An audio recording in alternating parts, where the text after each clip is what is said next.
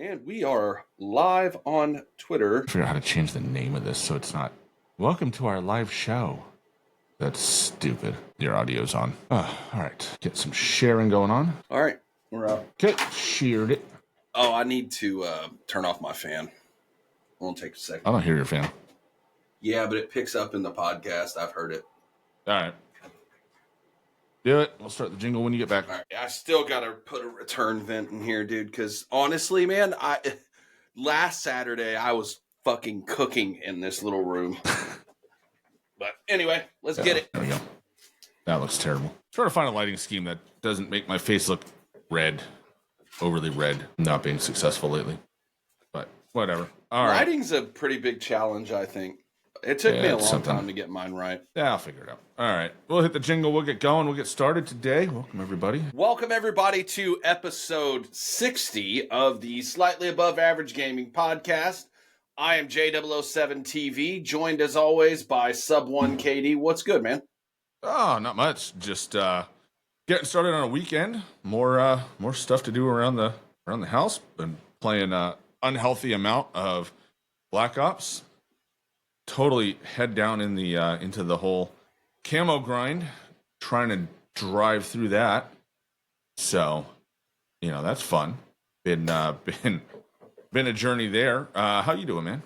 I'm good, man. I'm good. I was on the road this week, and I got back on Thursday, so I was able to hop on and play both Thursday and Friday night with some technical difficulties. Actually, yesterday and then again a few days ago. So this last Saturday after we recorded our episode, I went ahead and did the NVIDIA update, like the driver update. Mm-hmm. And I don't know what that has anything to do with my capture card, but it made my screen in OBS have like a 1-inch border all the way around it. Like it captured the gameplay. You showed me that. Yeah, that was weird. So it did that. So I had to go in, and after a couple of hours of trying to get it figured out, go into the Elgato 4K app and change a couple settings like the EDID and all that stuff.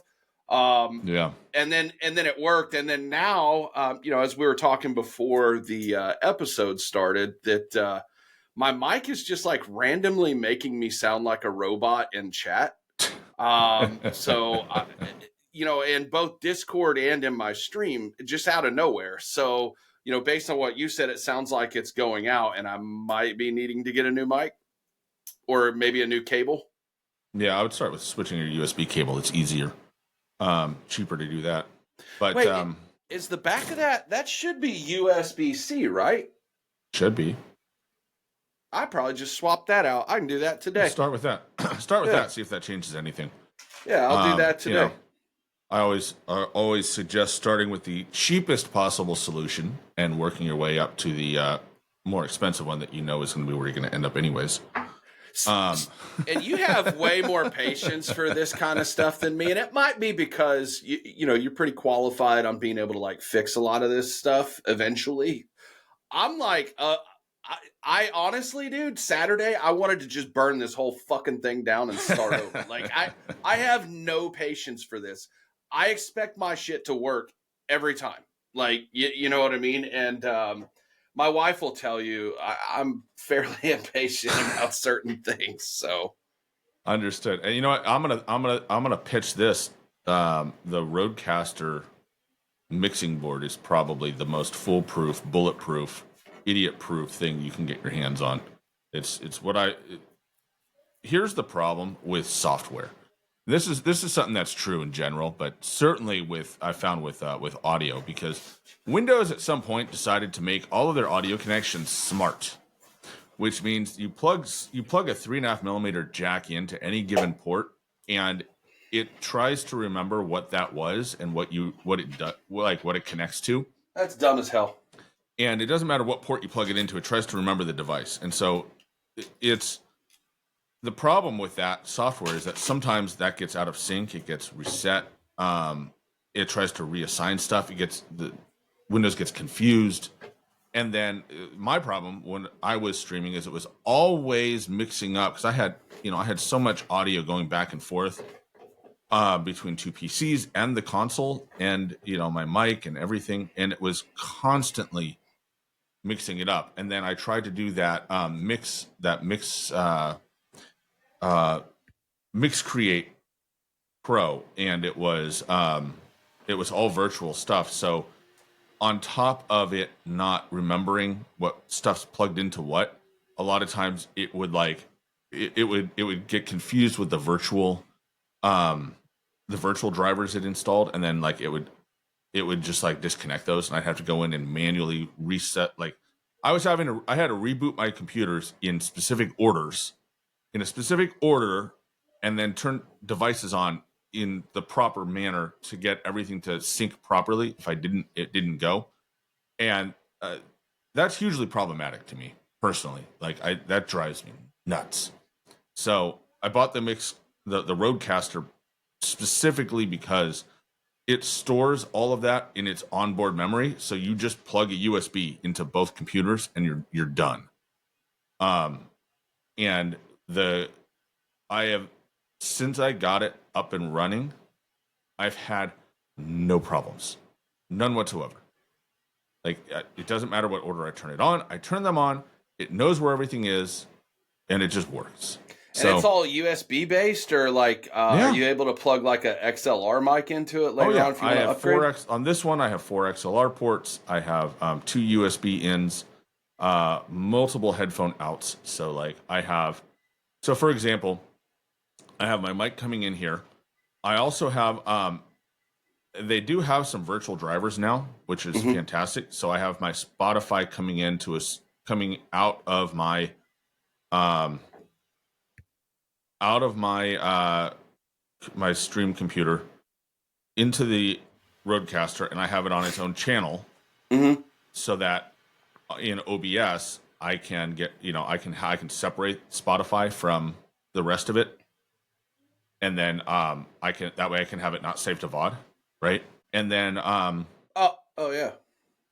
then I have a separate output to my speakers here, so when I wanted to listen to music and do stuff, I have that separate. I don't have to wear my IEMs or my headphones.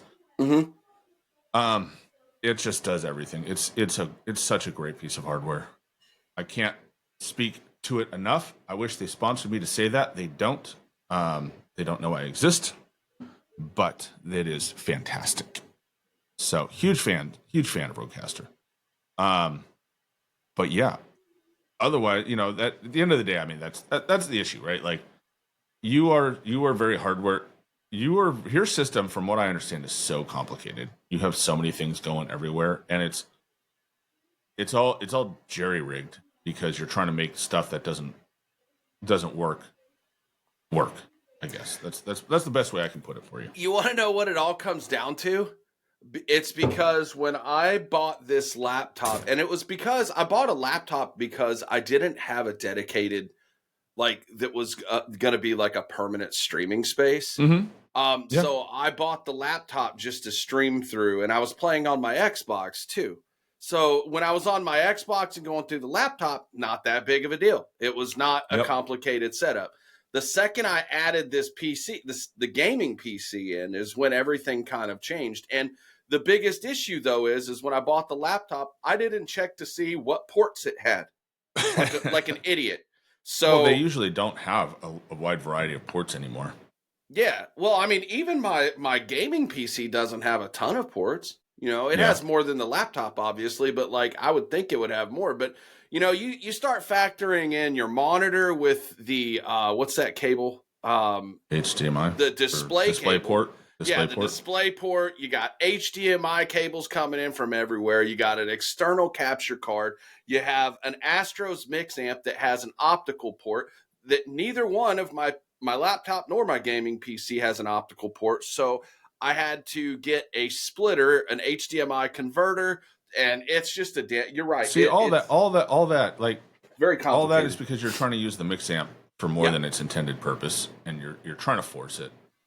And I think the reality is you've got to get the right piece of hardware that just cleans all that up. I'm hoping to do that soon. So, yeah. Christmas is coming, right? I know, right? So here's the trick: you buy it, you wrap it up, and you mark it as from Santa, and you put it under the tree. And then what's your wife gonna say? Like, no, spoil everything. I know, right? Isn't it crazy, dude? Like how close we are to the holidays, though. I mean, I always tell my wife, it's like once we hit 4th of July, everything goes pretty fast, at least in our family, because also too. So we have 4th of July, and then both my wife and daughter have birthdays in October, or I mean, I'm sorry, August, like the 1st part of August. And then you have Labor Day, and then my birthday's in September. And it's just like one thing after another. And it's like when you go from event to event to event to event, time flies by. And it does. Like we're to a point work-wise where I have 2 more trips. That's it for the rest of the year. That's it. Yep. So I'm going to be local and be able to play a lot of Black Ops, man. Yeah, it's one of those things where it's going quick. The year is going fast. We are past Halloween. We are on the road, the fast track road to the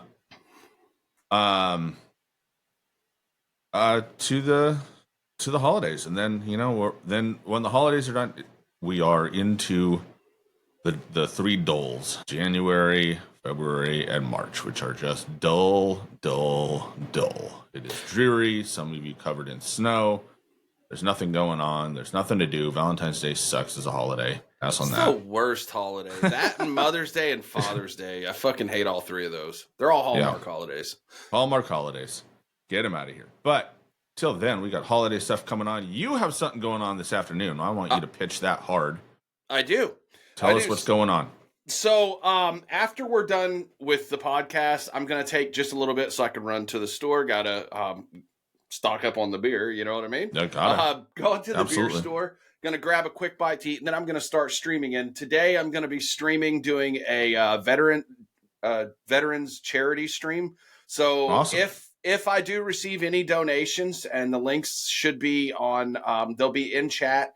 You can either donate to me and then I'll donate to them 100% of the proceeds, or you can donate directly to the site. Either way, it's fine with me. But it's for the EOD Warriors Foundation. And I chose that one because it was recommended to me by a friend, a really good friend that is a former EOD guy from the Army. He was deployed over in Iraq, and he's got some funny ass stories, but I won't go into that here. But yeah, I wanted to do something, man. I mean, I've never done a charity stream before or anything like that. So, this will be kind of a learning experience for me as far as like just how it works. Maybe next year I'll be able to put more time and thought into it and be a little creative, like do some hot sauce challenges per, however much donation, that kind of stuff, so yeah. But yeah, no, I'm looking forward to it. I appreciate you bringing that up. So. Of course.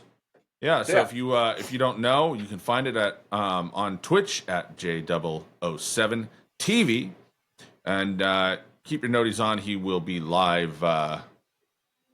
He will be live a little bit later on this morning. Well, morning my time, probably midday your time. On through whenever he hangs it up for the day. So get your checkbook out, get your credit card ready, and go support the veterans for Veterans Day. Great cause, great job, great effort.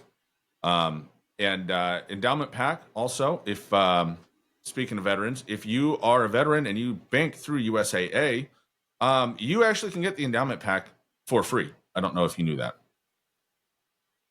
So that is available. Contact your branch at USAA, and they will send you a code that you can enter into Black Ops, and you will get the endowment pack for free. If you purchase the endowment pack, proceeds of that go to support veterans here in the U.S. So huge W right now for the veterans going around. Veterans Day, of course, is, I believe, Monday, right? It is. It is Monday. So, a lot of people will have that off school, off work. There's parades and stuff, which is always fantastic. Be on that. And then, it's the time of year to reach out, support those veterans. Let's give the support they need, because they're a lot of veterans are they need it. So yeah. 100%. You know, maybe next year we'll do like a PTSD thing. Maybe we can do like a joint thing next year. But I mean, you know, Veterans Day for me personally, obviously I'm not a veteran, but you know, we all have family members, but it's especially special for us, or you know, we take note of it because my wife's grandfather was a major general in the Army, served in Korea. And, you know, my son was born in October, and he was roughly 6 weeks old or whatever, when, you know, granddad passed away actually on Veterans Day. So, Oof.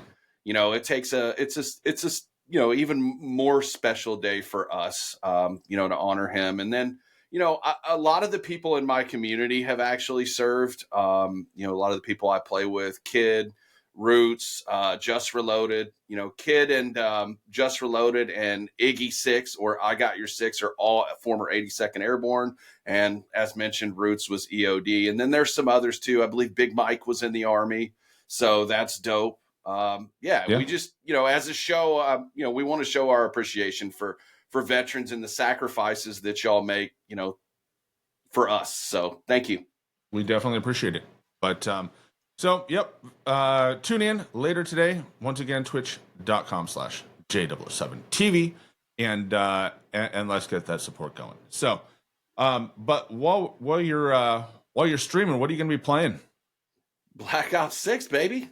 Getting ready for season 1, right? Is there anything else? So I know you're camo grinding, so I think we talked and you said you're just getting the weapons up to like what, level 20 and then moving on. Yeah, since they updated they changed the XP values, so I'm getting more XP. I'm getting them up higher than I was when it launched. So that's a W, I guess. But I still don't have anything maxed. I have 2 diamond camos, and I don't have a max. Neither one is maxed. Oh, that's crazy. So it's insane.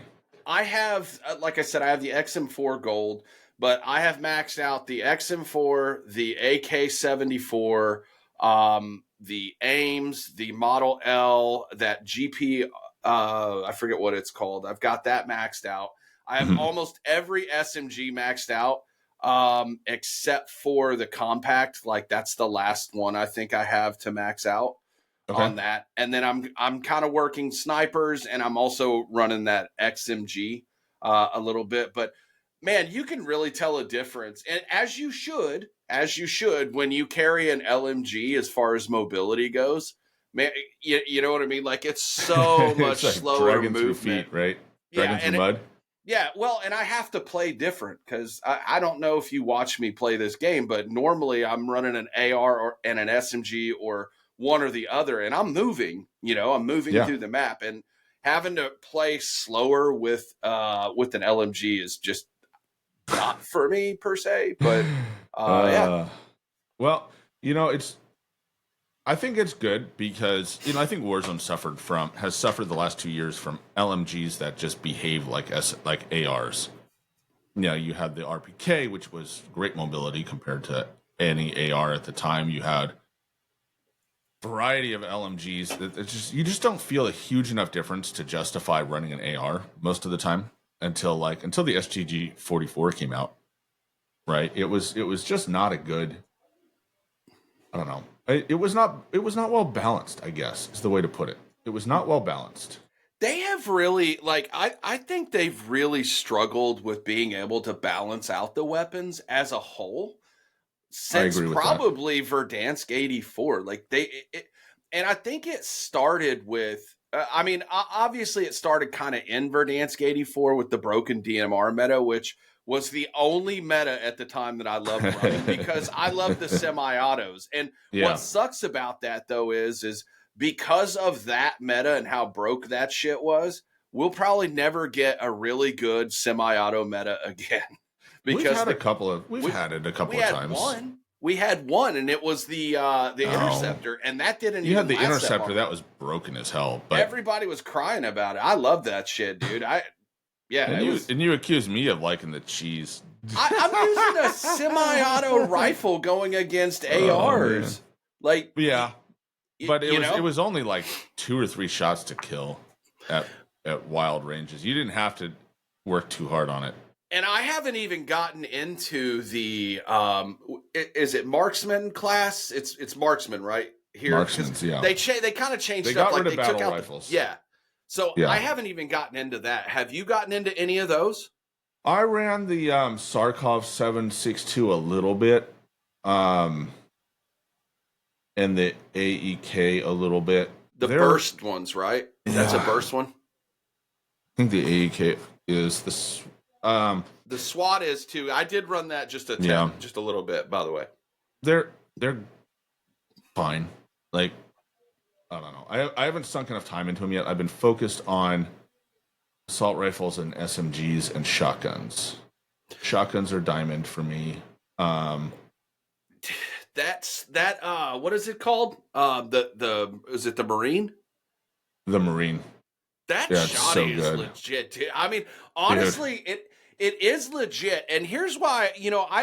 So while we're kind of talking about shotguns, I don't have as big a problem with the shotguns in this game, and I'm going to tell you why. One thing, it's the backup slide. It's the backward slide, because I had a guy coming at me with a shotgun. I backwards slid twice and shot him in his fucking face. You got to hit it, and you got to close the gap, right? You got to be within 12 meters to have anything worthwhile. Like if you're close range, like small map, if you're playing small maps, that thing's a menace.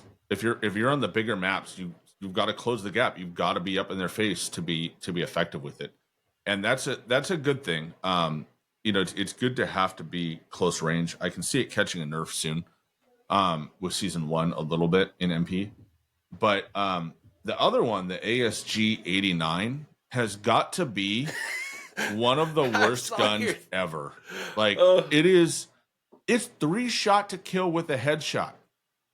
Unless you're within 5 or 7 meters or something. Like it's 3 headshots. It's the same as 3 toe shots. Is it an automatic shotgun? It's a semi-automatic. Oh, so it's semi, and that Marine is a pump action, right? Right. But the ADS on it, like they've balanced the semi-auto nature of it by making it so cumbersome and slow, and with such a slow fire delay. Like, you just, Maybe I did most of it I had to do a lot of it in I had to do it in hardcore, because you couldn't pound enough shots down range in half the fights to win them, even when you're hitting headies. But you know what, dude? Like, maybe. So I mean, listen. In the last several Call of Duties, shotguns have been extremely broken.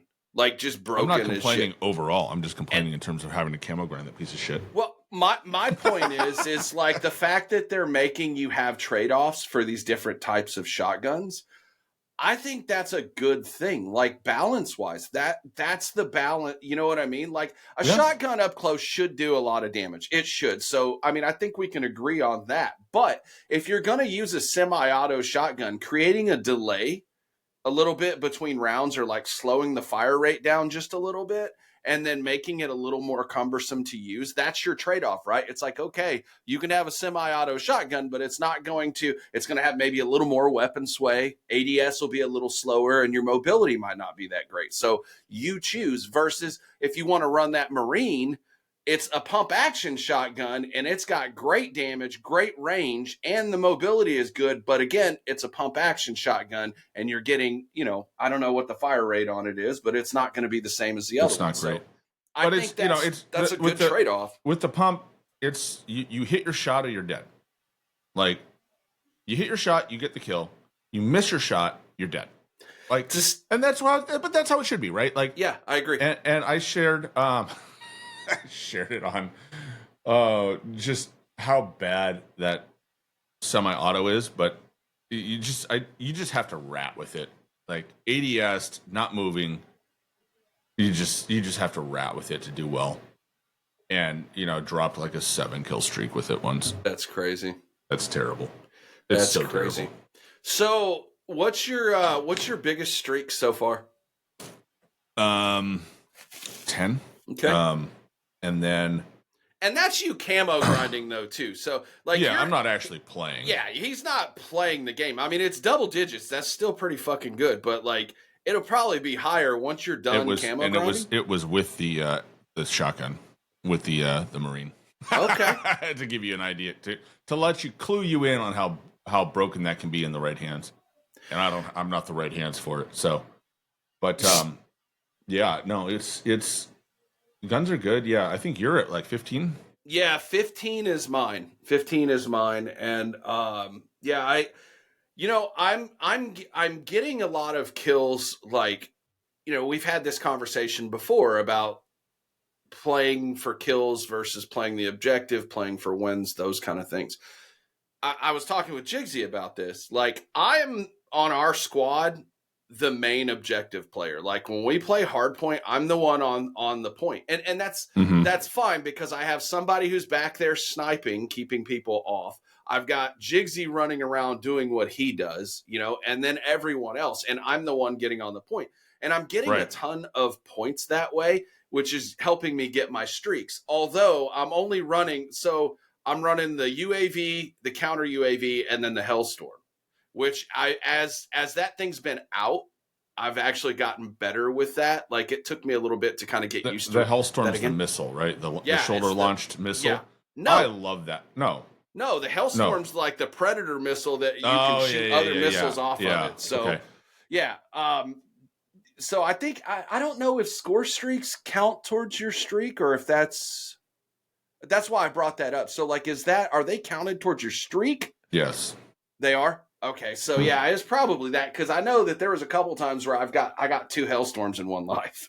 Which, let's be honest, that's really cool that that they're rolling it, right? Because from Black Ops, or from MW 2019 on, most of the games, like, you got your 3 streaks and then you're done until you die. It didn't loop back around to earn more until late in MW3. And I think Cold War had it in their multiplayer, but I didn't play that enough to really remember. But it's great to see that, I think. Some just basic quality of life stuff that you expect to have out there, but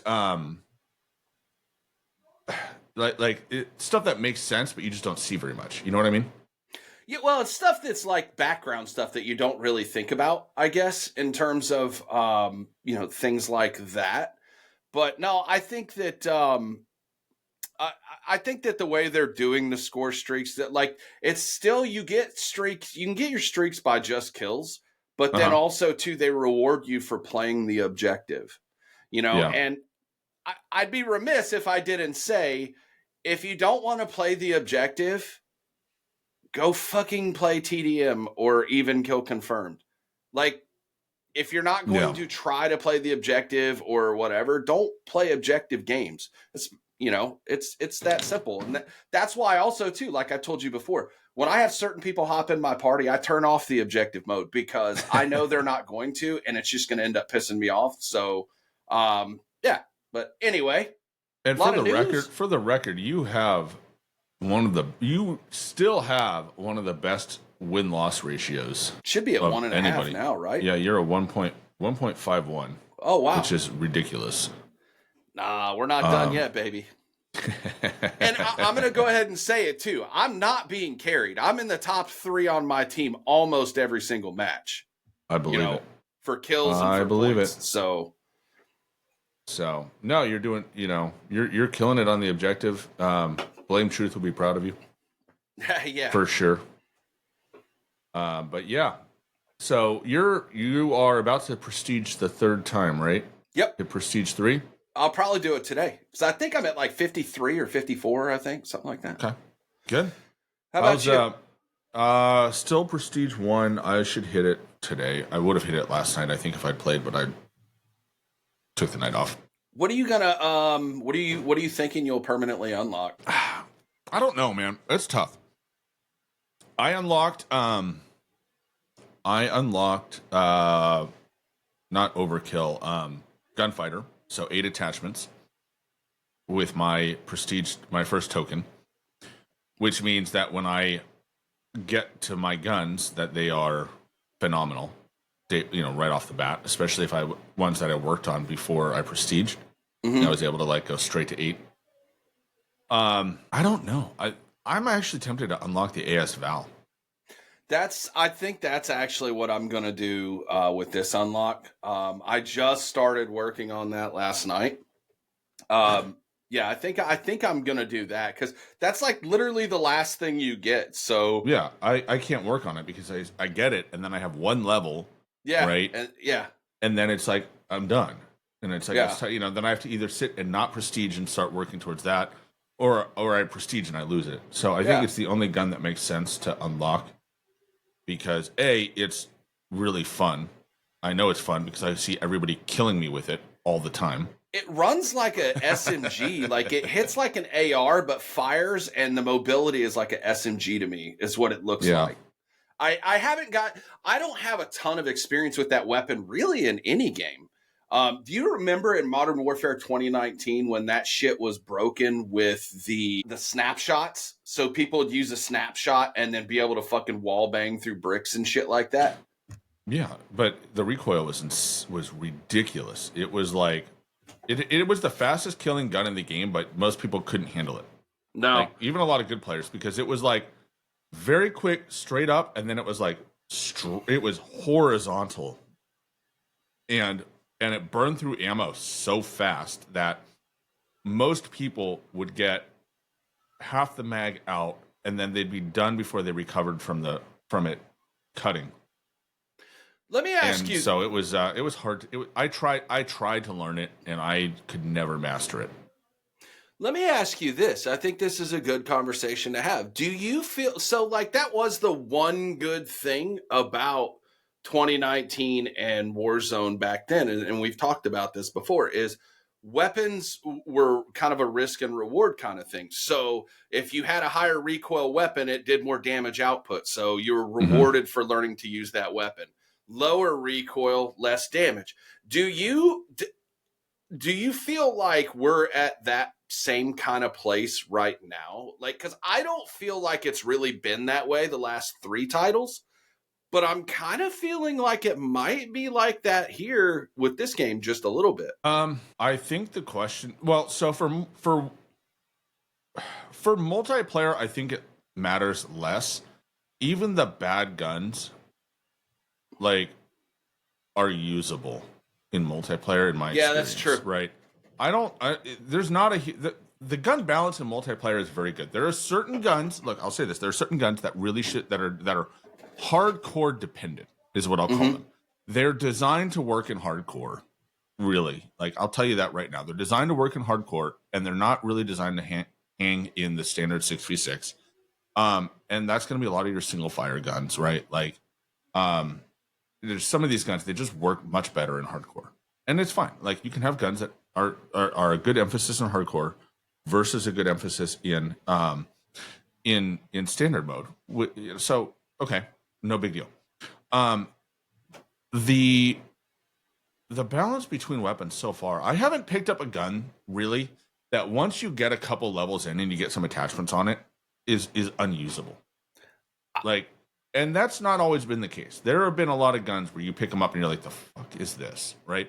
Now, you can't use every gun with every playstyle, okay? Right. Some guns you have to camp your balls off in order to be effective with it because the mobility is bad, ADS is bad, right? Yeah, like that XMG that we were talking about. Exactly. Yeah. But other guns, are much more designed for mobility and closing gaps and being very effective up close. And so not every gun is good in every scenario, on every map, and every mode. But I haven't come across a gun yet that is unusable, right? Like the classic, it's like the meme gun of the universe, the classic Dragunov, right? Was always like 2 or 3 shots, like headshots didn't one shot down on it. Multiple shots to kill. This one's good. I mean, this one's crazy good. I'm getting I got clapped by that several times over the last few days. But it's like but in previous title, like the original Modern Warfare series, like the Dragunov was horrible. Everybody knew it was bad. And it's a meme at how bad it is. And it's always been bad until now. So I think it's good for so I think the multiplayer balance is good. Where we're going to see it, interestingly enough, is in Warzone. because we if you listen to the podcast, you should know by now that the Warzone data damage table is not connected to the multiplayer damage table, right? So like a gun that's good in multiplayer could be dog shit in Warzone. And we learned that last year where the MCW was expected to be like the king of kings and it didn't kill anything, right? Like I remember the first day I just was like so lost because I had prepared, I had stuff maxed out, I knew my builds, my loadouts that I was going to go with, and then we get in Warzone on day one and it's like every gun I went with was just bad. It did nothing, right? Like, and I was just like getting blown out. And it took me, multiple games to realize it's an LMG year. And it was until the STG came out. So I think, in Warzone, a lot of people, Alex over at Warzone Loadout and others have learned their lesson from last year and are not, they are not going to be pushing, they're being cautious about saying what looks good and what doesn't, because we don't know. They can buff and nerf anything they want for Warzone, and we won't know until we get there. But I think because of Gunfighter and some of the attachments that are out there, we're going to see a bit different situation. We're going to see guns that are more lethal, right? That can be adapted to be more controlling, but the trade-off won't be in the gun build necessarily. It'll be in your loadout build. Because we don't have overkill by default anymore, like we did last year. So we're going back to that. But we're now getting to the point where we can build guns that are really good, right? You know what, dude? I think that's actually a good change. At first, I was kind of on the fence about that because that was one of the good changes that they made for the last iteration, for the current iteration of Warzone, is being able to have overkill and everything. But I think why I feel like this is good is not just the weapon side of it. I think it's going to change the game loop, actually, because it's going to have to. Yeah, it's going to take it more back to the 2 loadout system that we had to have for Warzone 1. But if they still leave it where you can buy weapons in the buy station, like, cool. I think I haven't heard that one way or the other if they're doing that. But yeah, I haven't either. That would be a good fix too, right? Yeah, speculation. Yeah, it's speculation. And I think that's actually a good change. I think that and like I said a few weeks ago, that wild card's gonna end up being meta. I need to give it another try in multi. The first time I tried it, like we talked about last week, it was dog shit. But like you said, it was probably the way I built the gun. That's not really. I mean, I can build guns for myself to feel comfortable and do okay with most weapons, but I'm not going to sit here and act like I'm Alex, who, by the way, I actually reached out to him and he may be hopping on with us in a few weeks. Oh, perfect. Yeah. So, because I'll revisit this conversation. Yeah, no, I definitely want to. And that's why I should have told you that offline, but since you brought him up, but no, secrets you keep from me. Right. If you guys aren't already using Community and using that app, I encourage you to do so. It's a great app. Alex is a great dude. He's a former guest on our podcast. I really also want to talk to him about his World Series of Warzone team. Like, that's legit, dude. Like, I want to know the deal. That was exciting to see for him. And then for his team to get second, like, that's a big deal, dude. Like, that's cool. And I don't know if you saw his tweet, but he just took banner ads off of the app and the website. I did. So, I'm supportive. I pay for the app. I have for a very long time because I support it. He did last time he was on. He offered to comp us both, and I said no, thank you. I want to keep supporting you. Yeah. So just to be clear of our relationship with him is that we do pay him, but we appreciate what he does. Yeah, and it's one of those things of like he came up in the community shortly after I did. And has done gangbusters, had just a brilliant idea. And between him and Tony over at True Game Data have been Tony's another phenomenal. one that's legit, dude. Like Tony Tony, you know, I mean, let's look at the community here for a second. So, all right, so you have guys like Tony and Alex that are doing the loadout things, that are doing fantastic work there. You've got Heck Smith that does fantastic work on like aim assist, and Godric as well. And then you've got J God, who does a mixture of everything, along with like Iceman Isaac that can provide a lot of educational things. You have youngsters that's out there that's going to be starting to coach. Like this is a pretty awesome community if you ask me. Like I just it's awesome, man. Any bit of information that you need, like whether it's on movement, whether it's on settings, those kind of things, it's all out there.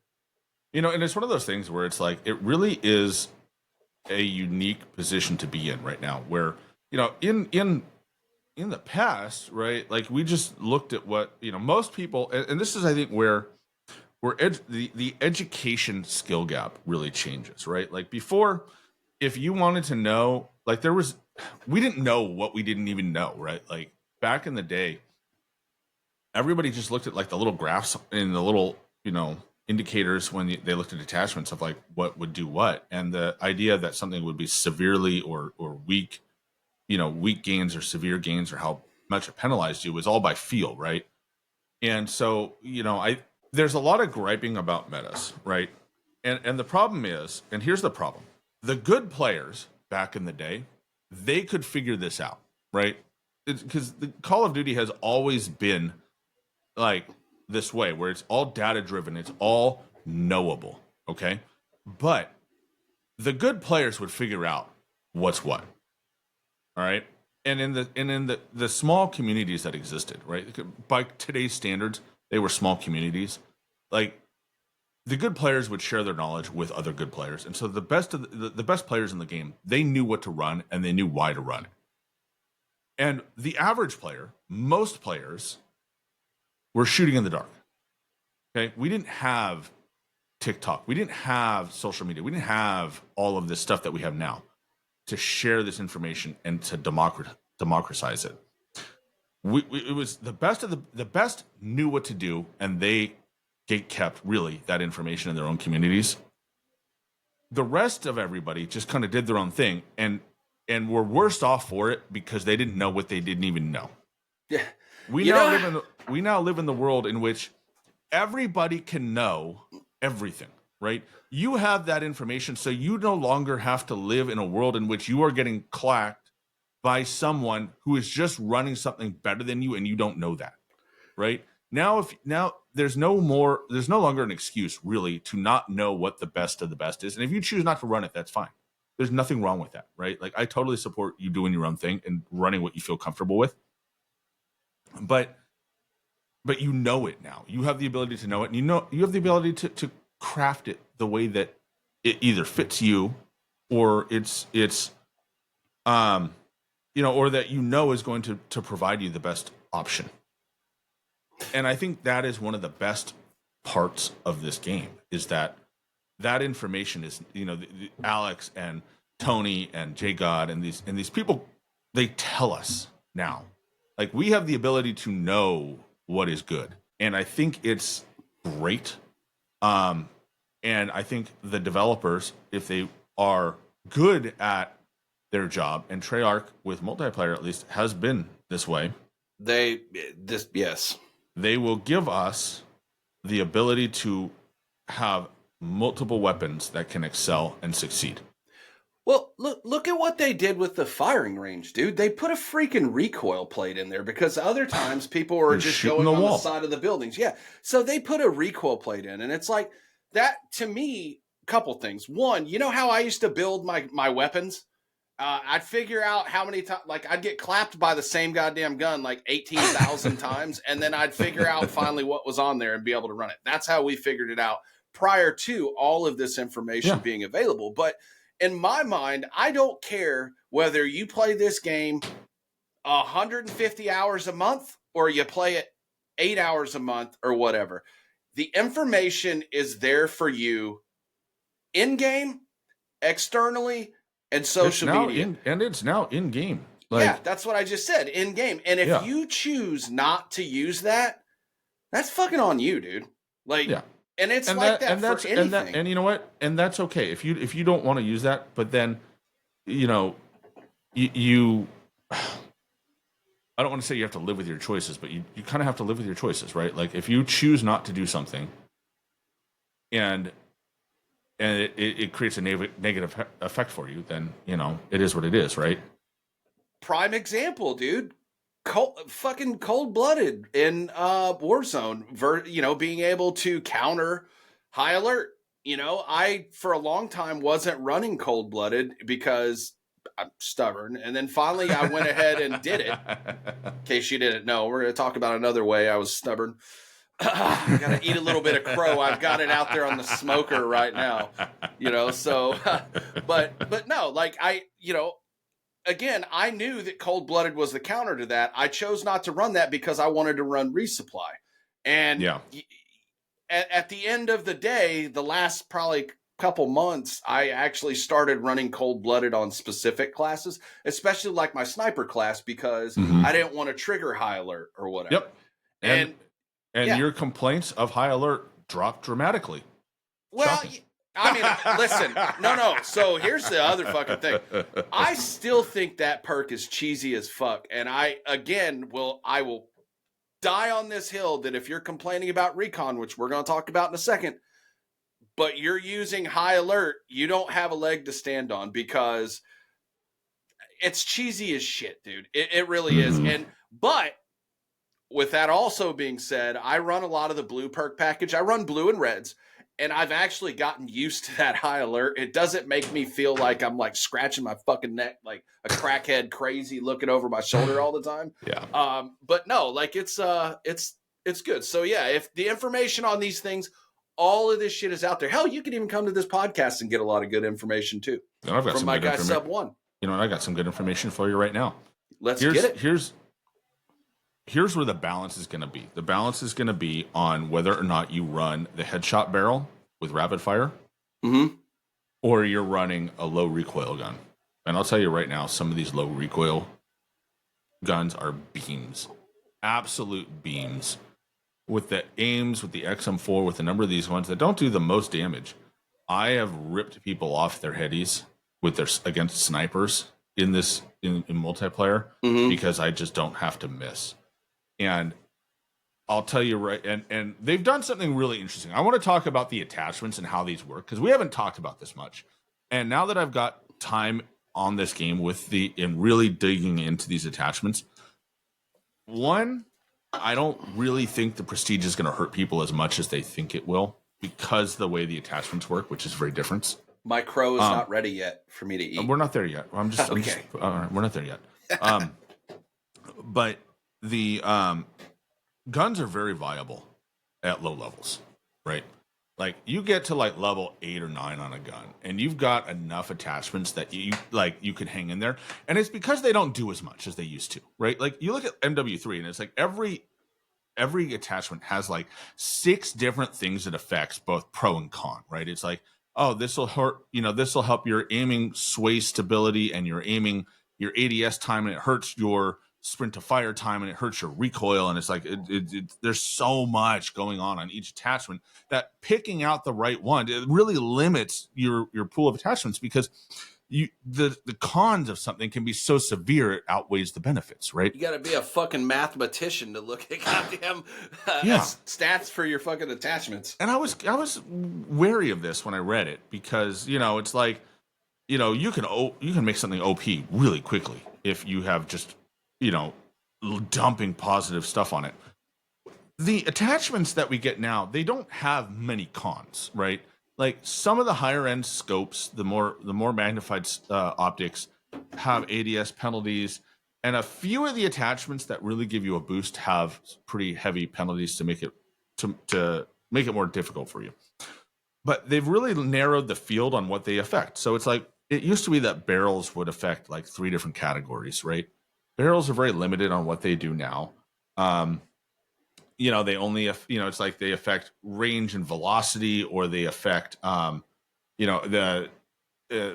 mostly range and velocity, or they kind of affect your movement speed, right? If you pick the shorter barrel. but they don't have a list of cons, with the exception of the CHF barrels, which are headshot multipliers. As a result, you're basically additive. Everything you do is additive to the gun, right? And so when you look at some of the gun builds, right, like especially for ARs, the ability to eliminate recoil is so good with certain attachments. If you're running 8 attachments and you throw recoil springs, and you can recoil springs and the reinforced barrel and the compensator or the ported compensator, depends on the gun. It kind of goes back and forth. You don't run suppressor? No, because here's how to put it. I'm not sniping with an AR, so I don't mind that people know where I am because I want to fight them, right? I want to find them. With those 3 attachments, and if you put a 3x scope on it, it actually cuts your 3x scopes have the added benefit of they take 30% off of your first shot recoil. But you put those 3 attachments on it, you're not missing shots because there's no recoil on pretty much every gun. Like those 3 attachments together. And then you throw on, then you can use grips and stocks for mobility. Like, you could have a lot going on. You can be a very, it feels like the Cold War ARs, right?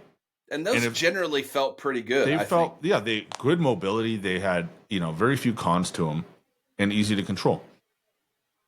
Like, you can build these guns now in a way that, like, they're fun. They're actually fun to use. I'm sad that I am reaching the end of my journey with ARs because they've been fun to use. I've enjoyed them dramatically. And I think for most people, some of the damage increase that you can get for some of the other build methodologies aren't going to be justified, right? You don't need a high damage gun if you hit every bullet. And that's always been like one of the big trade-offs. And that's why I think we're poised to be in a good spot in Warzone, because you can make these trade-offs, right? You don't have to run the high damage LMG because you can have a lower damage AR that's more mobile combined with our mobility, the Omni movement mobility. And you can hit every bullet you shoot because it has no recoil, which is going to really improve the ability to play the game with different classes. I as long as they don't screw up sniping this time, I think we're in a good position. I really, really do think that we are in a good position for the launch of Warzone next week in terms of weapons. Now, they could completely change their mind and go absolute different directions with everything and screw everything up. It's possible. But Treyarch has been pretty on top of things this year. So I think that's a low probability situation. We've got another solid year. I mean, at least at launch. I know towards the end of Modern Warfare 3, Sledgehammer kind of tapered off a little bit, but for the majority of the year, they were on top of things and communicated with the community, and that was great. Treyarch is doing the same thing, and I think they're in some ways doing it better.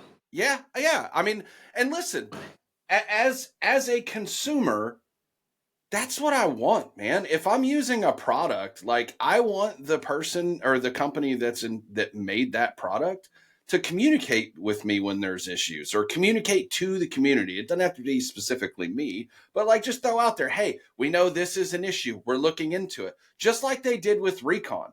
I mean, they've nerfed that shit 3 times now. Oh, it's gone from finally. 2 seconds to 1.5 to 1, and now it's a half a second, where it's essentially useless. They may as well just take that part out of the game.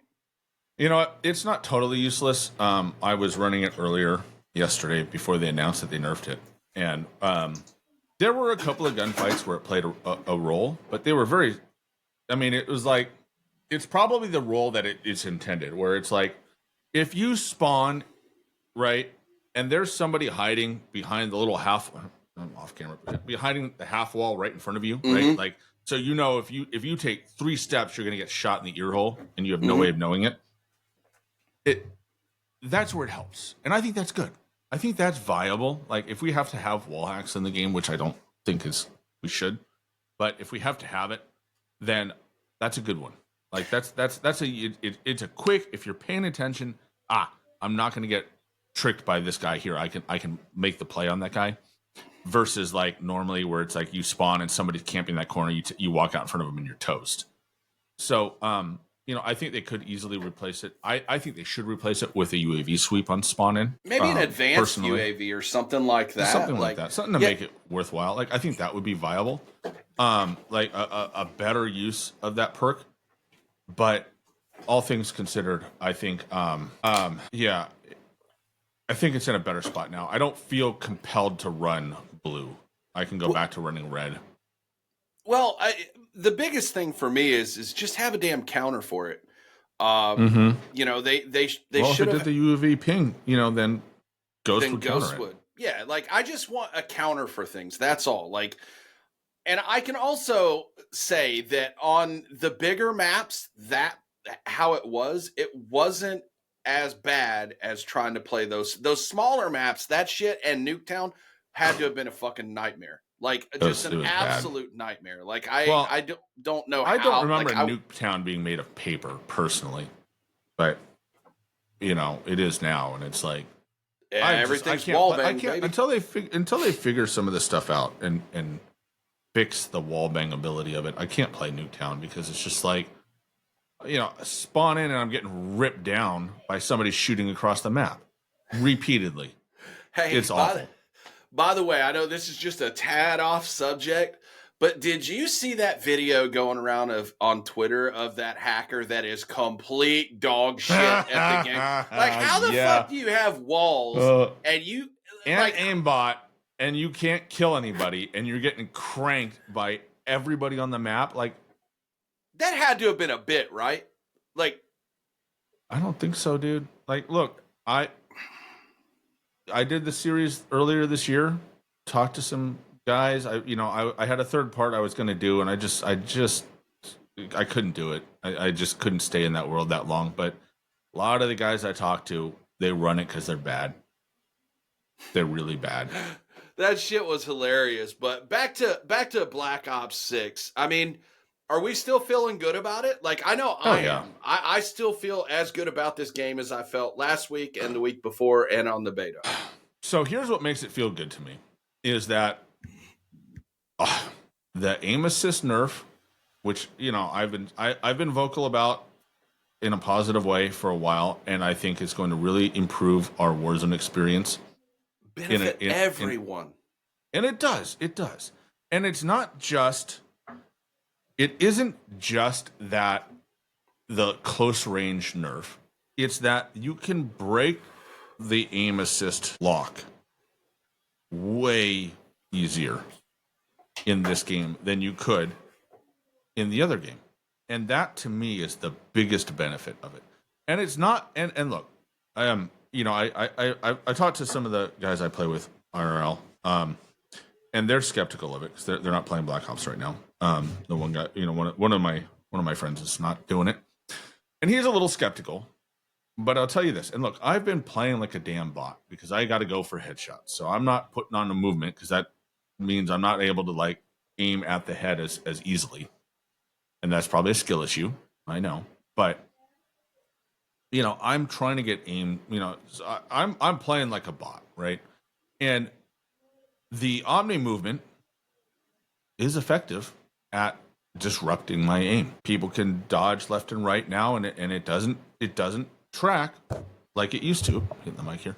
It doesn't track like it used to. Like I went back to MW3, and it's like, you know, I played a couple rounds of that not too long ago, and it's night and day. Like I see you on my screen, I'm hitting you with my shots. Like there's nothing you can do about it. The only thing that breaks that is going behind cover or drop shotting. And if you're not point blank range and you drop shot, it doesn't matter. I'm still shooting you in the face. If anything, it makes it worse because your head is going to go through my crosshairs and you're going to take a headshot extra. So the idea that lower skilled players are going to suffer from this is not accurate, I don't think, because specifically with the way that aim assist works in this game, if that carries to Warzone, which I believe it will, it's going to radically limit the players who have been able to excel because they're using, aim assist to its maximum capabilities, and you as a player have no counter for it, right? Like, to the point that just sliding or changing directions will break it means that you'll be able to get out of gunfights in Warzone, especially with higher health, than more gunfights than you ever have. Like, the amount of times that you can just laser somebody as they run across a field is going to be radically reduced. You're just not going to have that option available to you as much. I'm good with it. I'm good with it. I think it's just going to be a good year all around for everyone. I too am excited about the integration into Warzone. Now, the one thing about this integration though that's disappointing, but I think there's obviously some design issues there, is the fact that they've reverted all the bunkers. They're reverting pop-off, those kind of things. I mean, that's disappointing.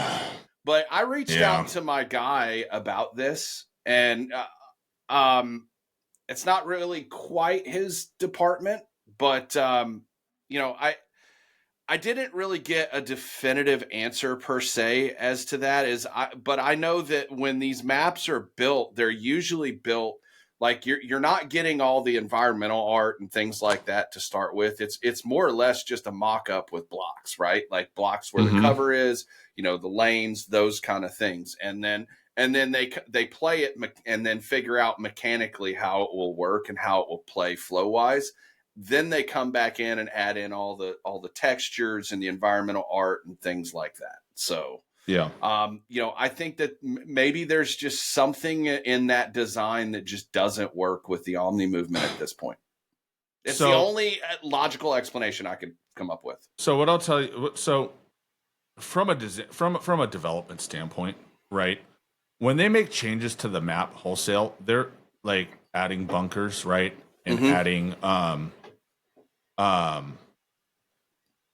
adding POIs and stuff. Like, they're fundamentally changing the map at the end of the day, right? The base architecture of the map, it has to change, especially the bunkers, right? Because now you have to create telemetry underneath levels, the base, right? You have to create new sections of the map that didn't exist before, and that has to be tested. And those and so, like, the way assets work, basically, and we can, the audio research has really proven this to be true. Is basically like what they do is when they create a world, everything in it has to be crafted, right? And it has values to it, right? So, like, for example, if you put a table in a room, right, that table has not just the textures and the physical aspects that we see, right?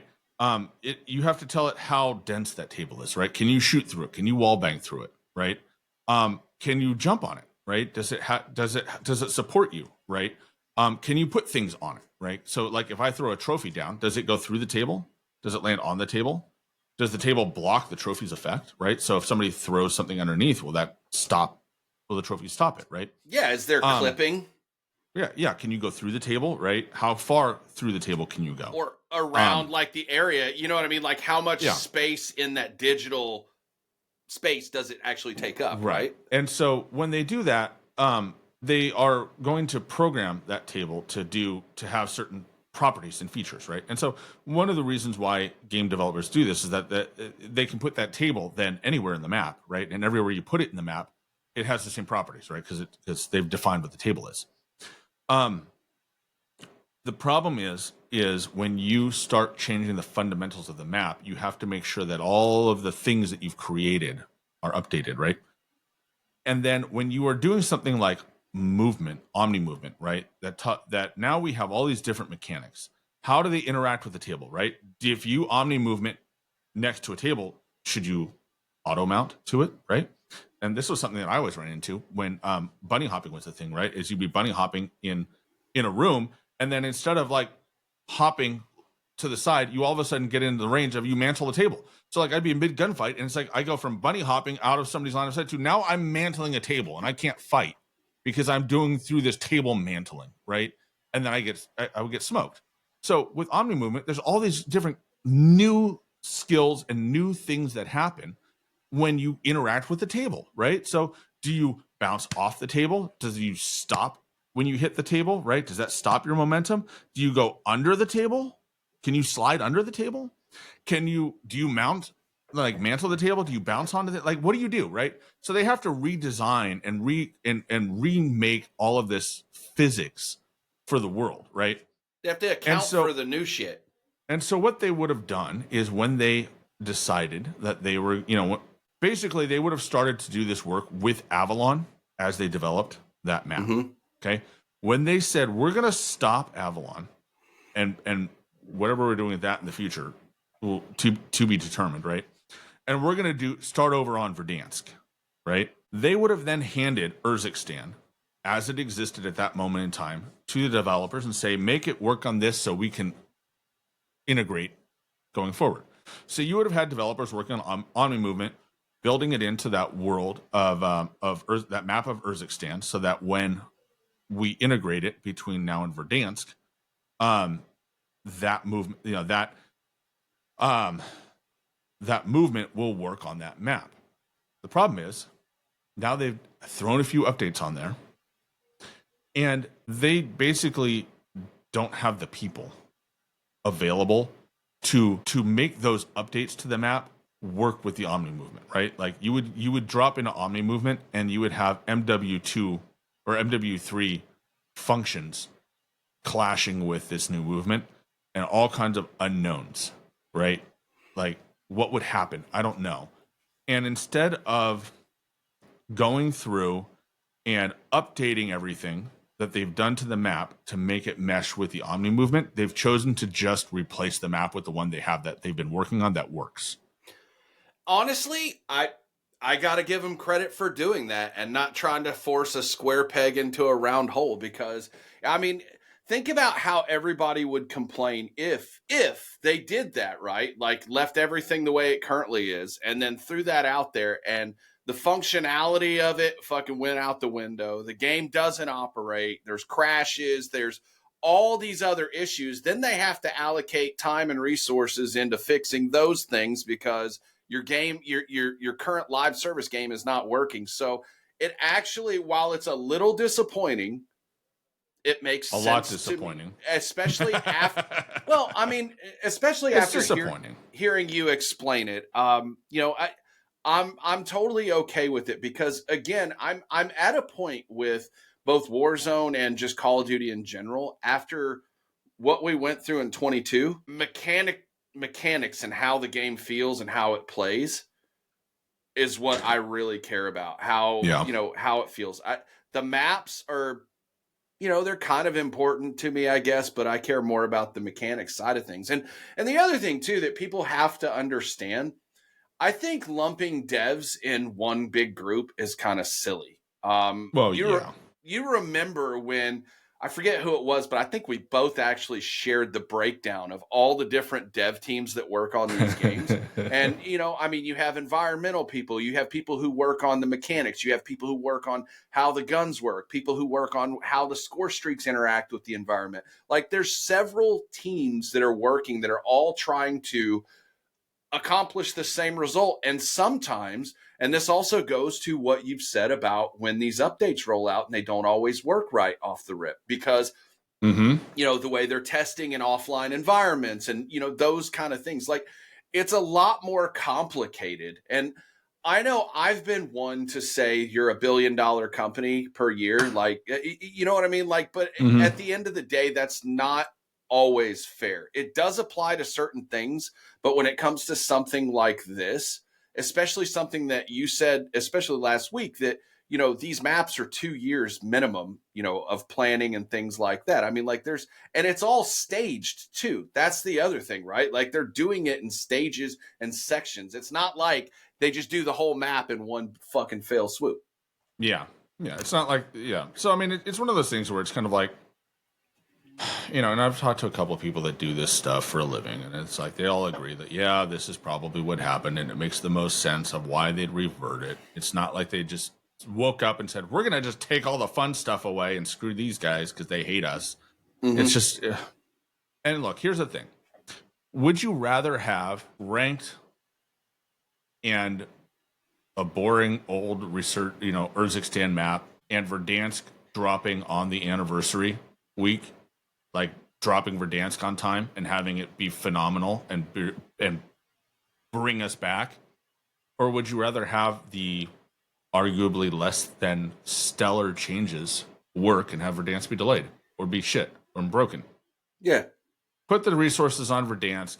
I'm fine minimally playing Warzone from here until there. I'll play it enough. I'll try this new Area 99. Whatever. Oh, I'm going hard on Warzone. When ranked comes, when ranked drops, I'll play that. I'll play ranked. And that'll probably be that, I don't know. We'll see. We'll see how it feels. The movement will be fun to experiment with. I think that'll be a change. We'll see if there's a Christmas event. Cross your fingers. I hope there is.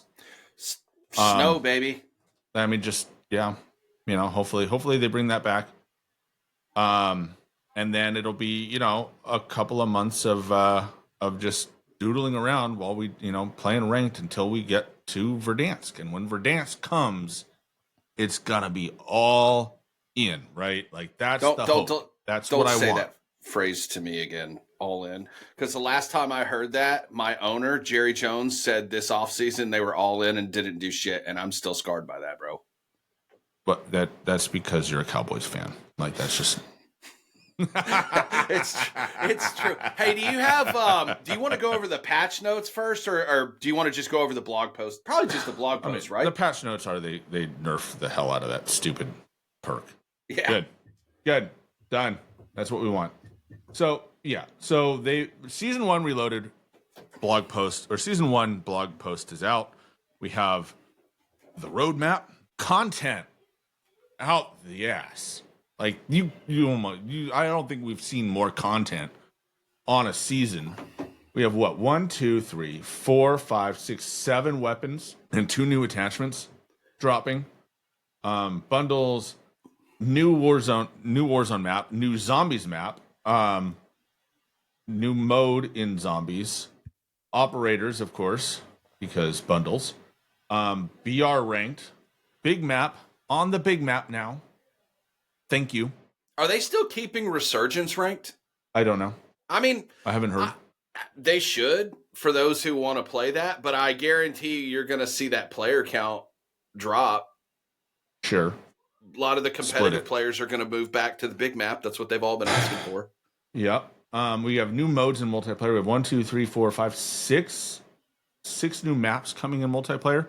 3 up front, 3 in season. So it's reloaded, right?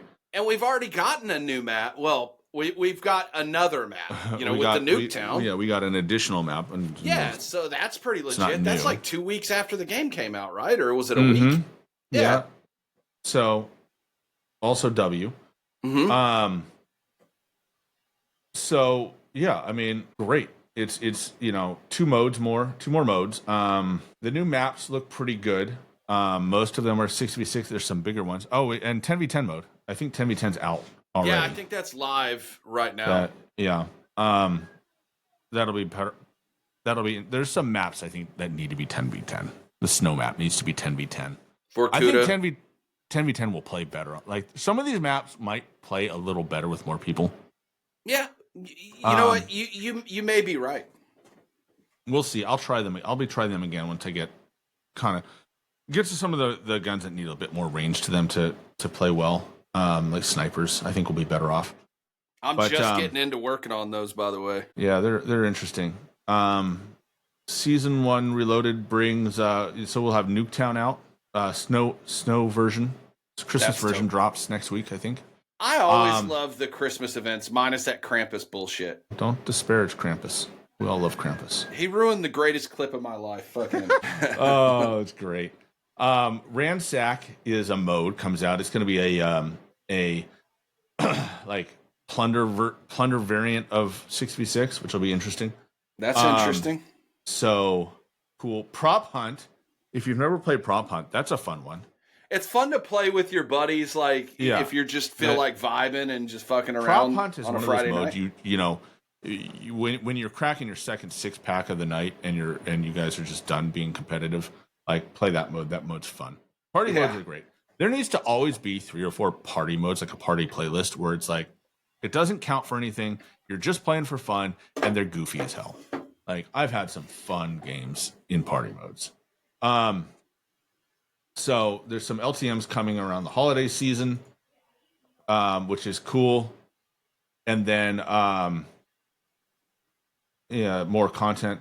Season 1 Reloaded is going to be in December, right? I hope so. I think it's December. It depends on how they're going to split up the seasons as far as how many weeks, right? Like, if it's 8 weeks, then I would think, yes, it would be middle of December. Yeah, because it says limited time modes mid-season. Expect additional and festive limited time modes to continue into the holiday season with a full reveal at Season 1 Reloaded. So I assume that we're getting that. That's dope, dude. So cool. W. 2 new perks. Shadow, which is undetectable traps and mines, which if you're a spring mine aficionado, like some of us are, namely me. Skittle's been running those with us. They're so much fun. You hear those things go off, it's like, boom! And you're like, fuck. Yeah, it's like, it was at that moment he knew. He knew. Yes, those are my favorite. So those will be undetectable. I will probably never run it because it's green, and green sucks. Still need to run the greens. That's good for XP, by the way. So so here's the deal. Jigsy and Hilly and some of the others, they've started running the green perks because I guess you get like extra XP, and then you factor in that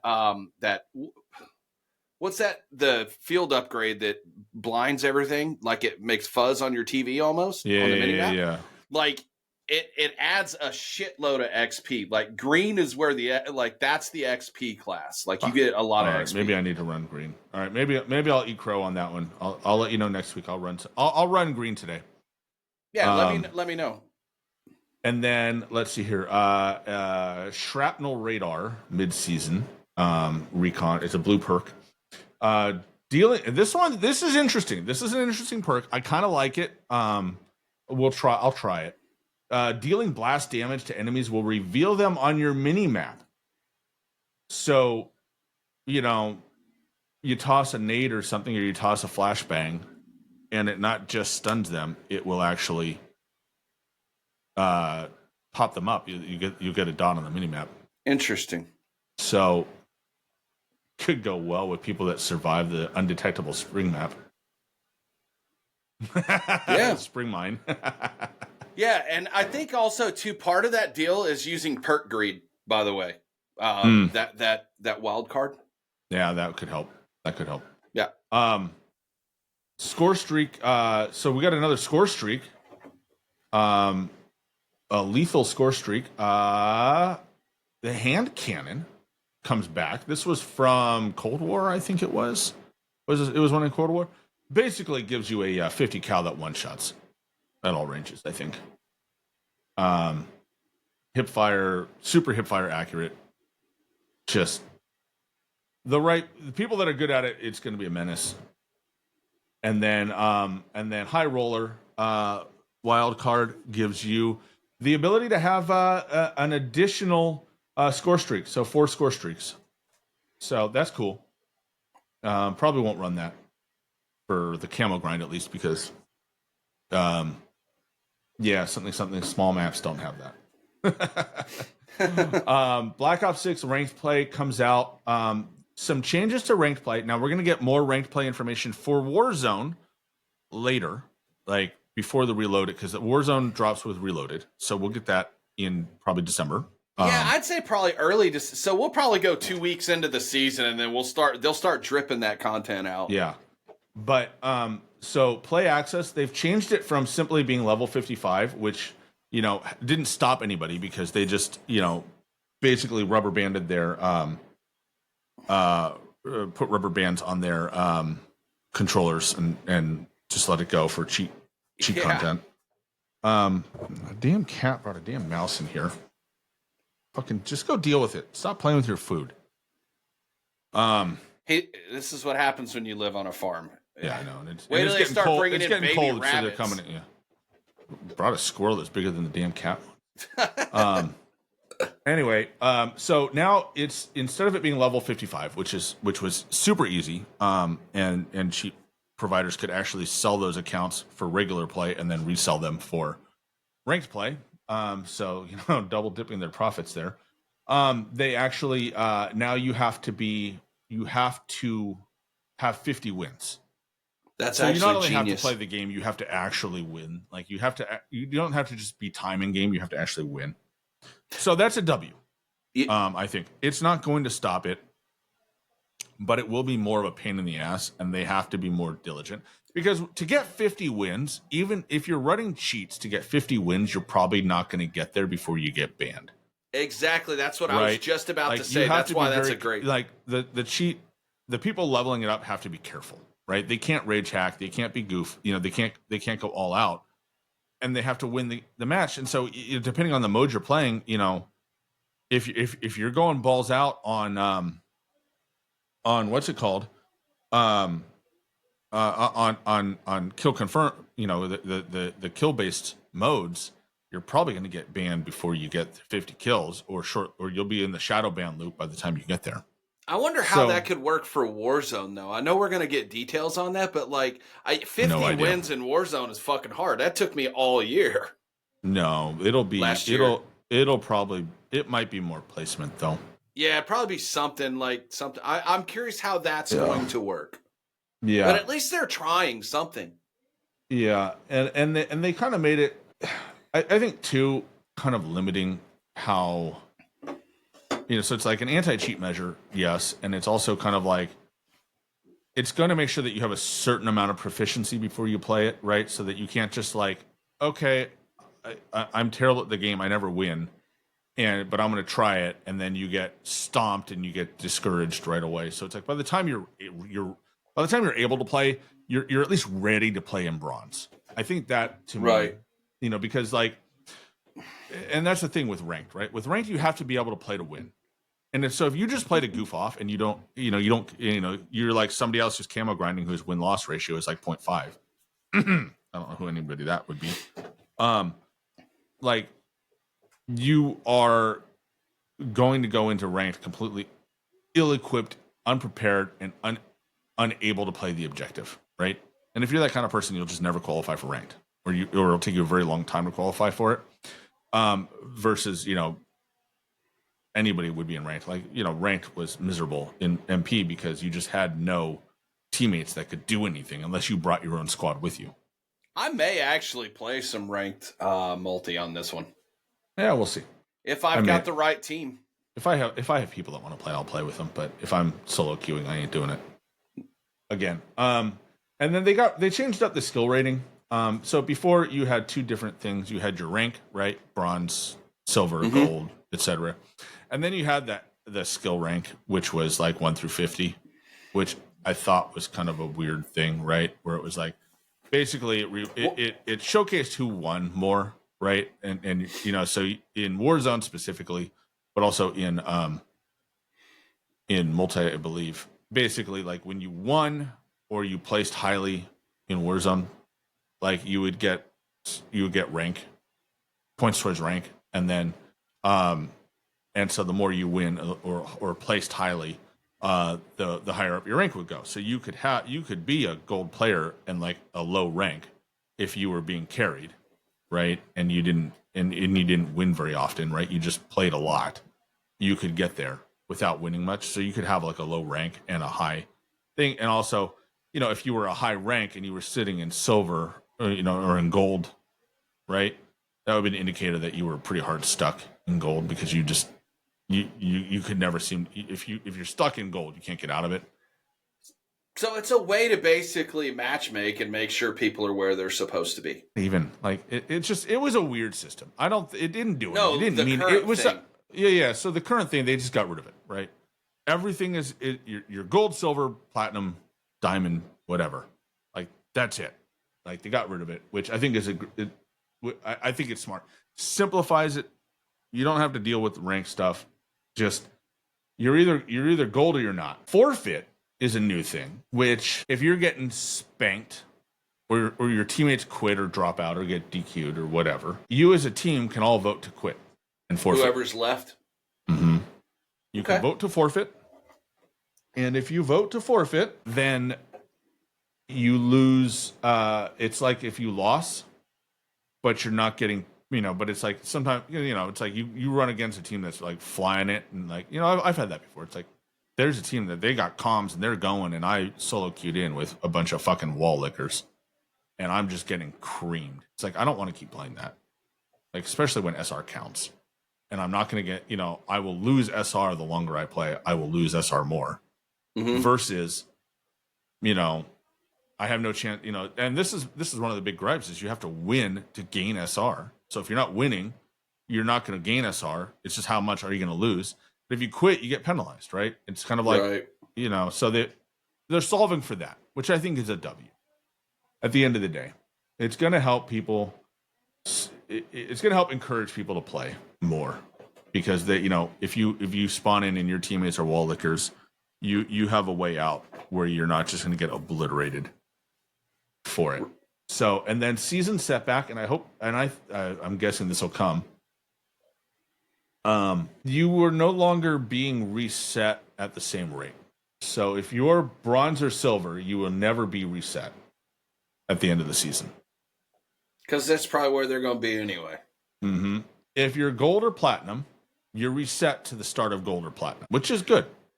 I can actually see. So that'll make, honestly, that'll make the grind easier. So, all right. So, like, when I played Big Map Ranked on Al Mazrah that last season, like, I legit only played like 4 or 5 days and made it back into Diamond. I did it on that last day, of course, but so I was Diamond 1 and it reset me all the way to Plat 1. So that grind was not really. Yeah, it wasn't. It's why I never got out of Plat because I only started playing. So remember, I only played 2 seasons, well, a season and a half of Ranked. I played season 5 and played all the way up to Platinum. Ended season 5 in Platinum and then got reset to Gold 1. Are you talking about on Almaz or on Rebirth? On Rebirth. Oh, okay. Right, but same system, doesn't matter. And then I only had season 6, which was a shortened season, to grind all the way through gold again, solo queuing, of course, and then start platinum grind or to get to diamond. And I ground through gold, and then by the time we got to platinum, or I got to platinum, I was just like, I was not getting good teammates. I was getting burned out by having running out of time, basically. And I was like, it wasn't worth it to me to keep it up and to push through to platinum. So I stopped. If I had started at platinum, I'd have been diamond by then, right? I wouldn't have had to back up and start over. Yeah, I wonder so I think how it's a W. Gonna work though for like top 250 people though, right? Like, are they gonna drop into above, Erie? So diamond and above players will start the next season at diamond 1. So, oh shit. So that's gonna fucking. So this is the strat pin. So every season it's gonna be a race to top 250 from scratch. So like for me, because I anticipate getting at least into diamond. Take 2 weeks off. Because I'm not trying to run up against Soka and Donkey and DJ and them fuckers. No, thank you. Yeah, you're gonna need to take 2 weeks off. I'll play the pubs. Pubs, but yeah, no, I think that's awesome. And a good part of the community has been asking and begging for Big Map Ranked for a year. We had it for a few months. They took it away, and yeah, me too. And again, like I've said on Twitter before, I really think that that's going to solve a lot of the problems in pubs too, because you're going to have a lot of people that, they'll probably go back and pub stomp some, but it's not going to be the way, like when all you have is pubs, that's what you're going to get a lot. Like the 2-boxing, the VPNing, all that stuff, right? Like once ranked play comes into the fold, you're going to see a lot of the people that would otherwise be doing that playing ranked play or playing custom tournaments and those things. So pubs is going to be more, I think, made up of players like us and worse than us, maybe a little better. I think there'll be a little bit of better variety and it won't be a complete shit show for some people. Yep. I think I think the changes to ranked are good on paper. We'll see how they work. You know, it's one of those things of like, it's good on paper, good in practice. We'll see, right? But on paper, it has my support. You know, it's a tentative excitement. We'll wait and see. Zombies season 1, tons of content, new stuff going on, a lot going on there. I don't care. Sorry. Hey, let me just say one thing. So Leah, lovely Leah, or I guess that's how you say it. Did you know that you can 2-box in zombies? God. I thought she was fucking kidding. And she's like, no, you can actually 2-box. You want to run the quads because you get more XP that way and more salvage or whatever. I actually ran 2 matches of zombies the other day just so I can get that purple reticle. And then once I got it, I didn't like it that much because it's not purple enough. It's not bright enough. But yeah, you can 2-box into zombies. And I was like, yeah, them fucking casual zombies ain't going to like that too much. I just don't care. It's round-based zombies. Yeah. Yeah. I have zero interest in it. So good to know. Zombies fans, take note. But yeah, if you're interested in zombies, you can pull up the blog post and read it. Yeah. All right. Season 1, Call of Duty Warzone. Here we go. Here we go. I do care about this. So user interface update, right? So overhaul. This is overhaul. We're overhauling Warzone and retrohauling it. I'm going to call it retrohauling it because we're going back. We're going to redo.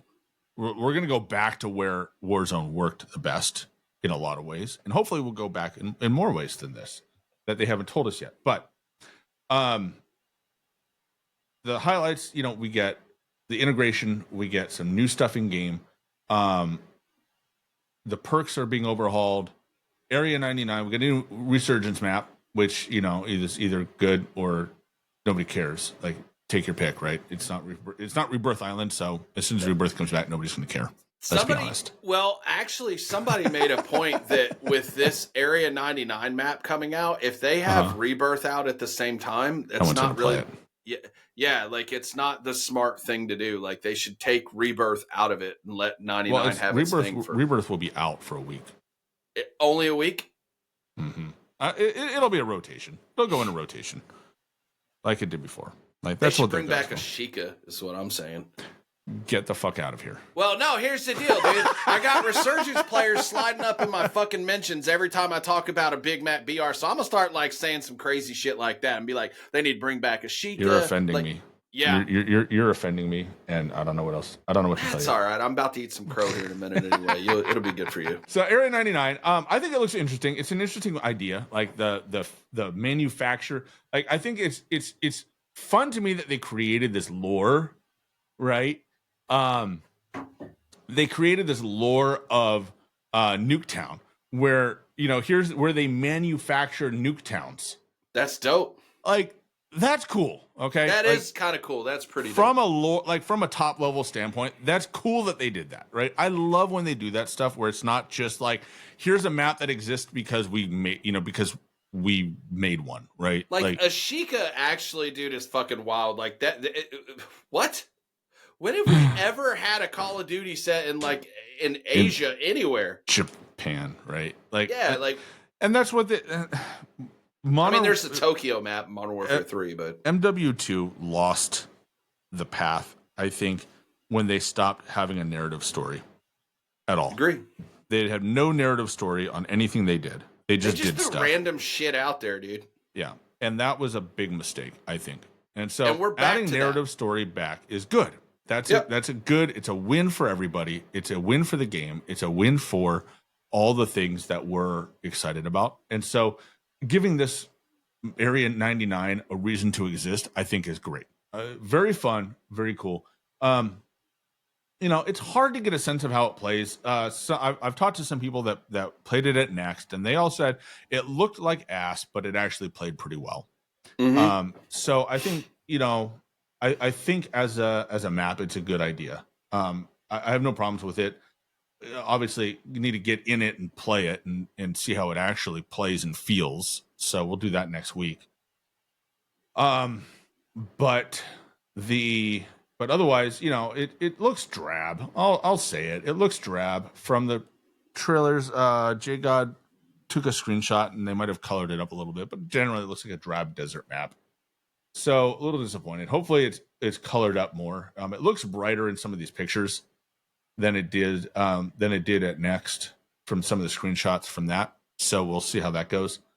And then of course Urzikstan, the original Urzikstan, we talked about that. That drops season 1. So that'll be a big update. About a week later, we'll get Rebirth Island back on Resurgence mode. And I'll say that's all the maps that they've mentioned coming back. So Resurgence modes, we might see the end of Vondel. We might see the end of some of these other maps that are out there. They might not be back. They might be gone. We'll see.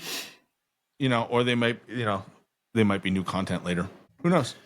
We're not talking about the campaign. We're talking about the throughout the season narratives and like the maps and just the storytelling that we've there used to be stories with... to Warzone. Warzone had a storyline, right? Well, look at what they're doing right now. Like, so with this season or whatever, it has something to do with like the criminal underground and like the operator that's featured and how she plays into the story and like that's what we're talking about. Like story-driven content, story-driven. That's what we want. Like that's what makes events.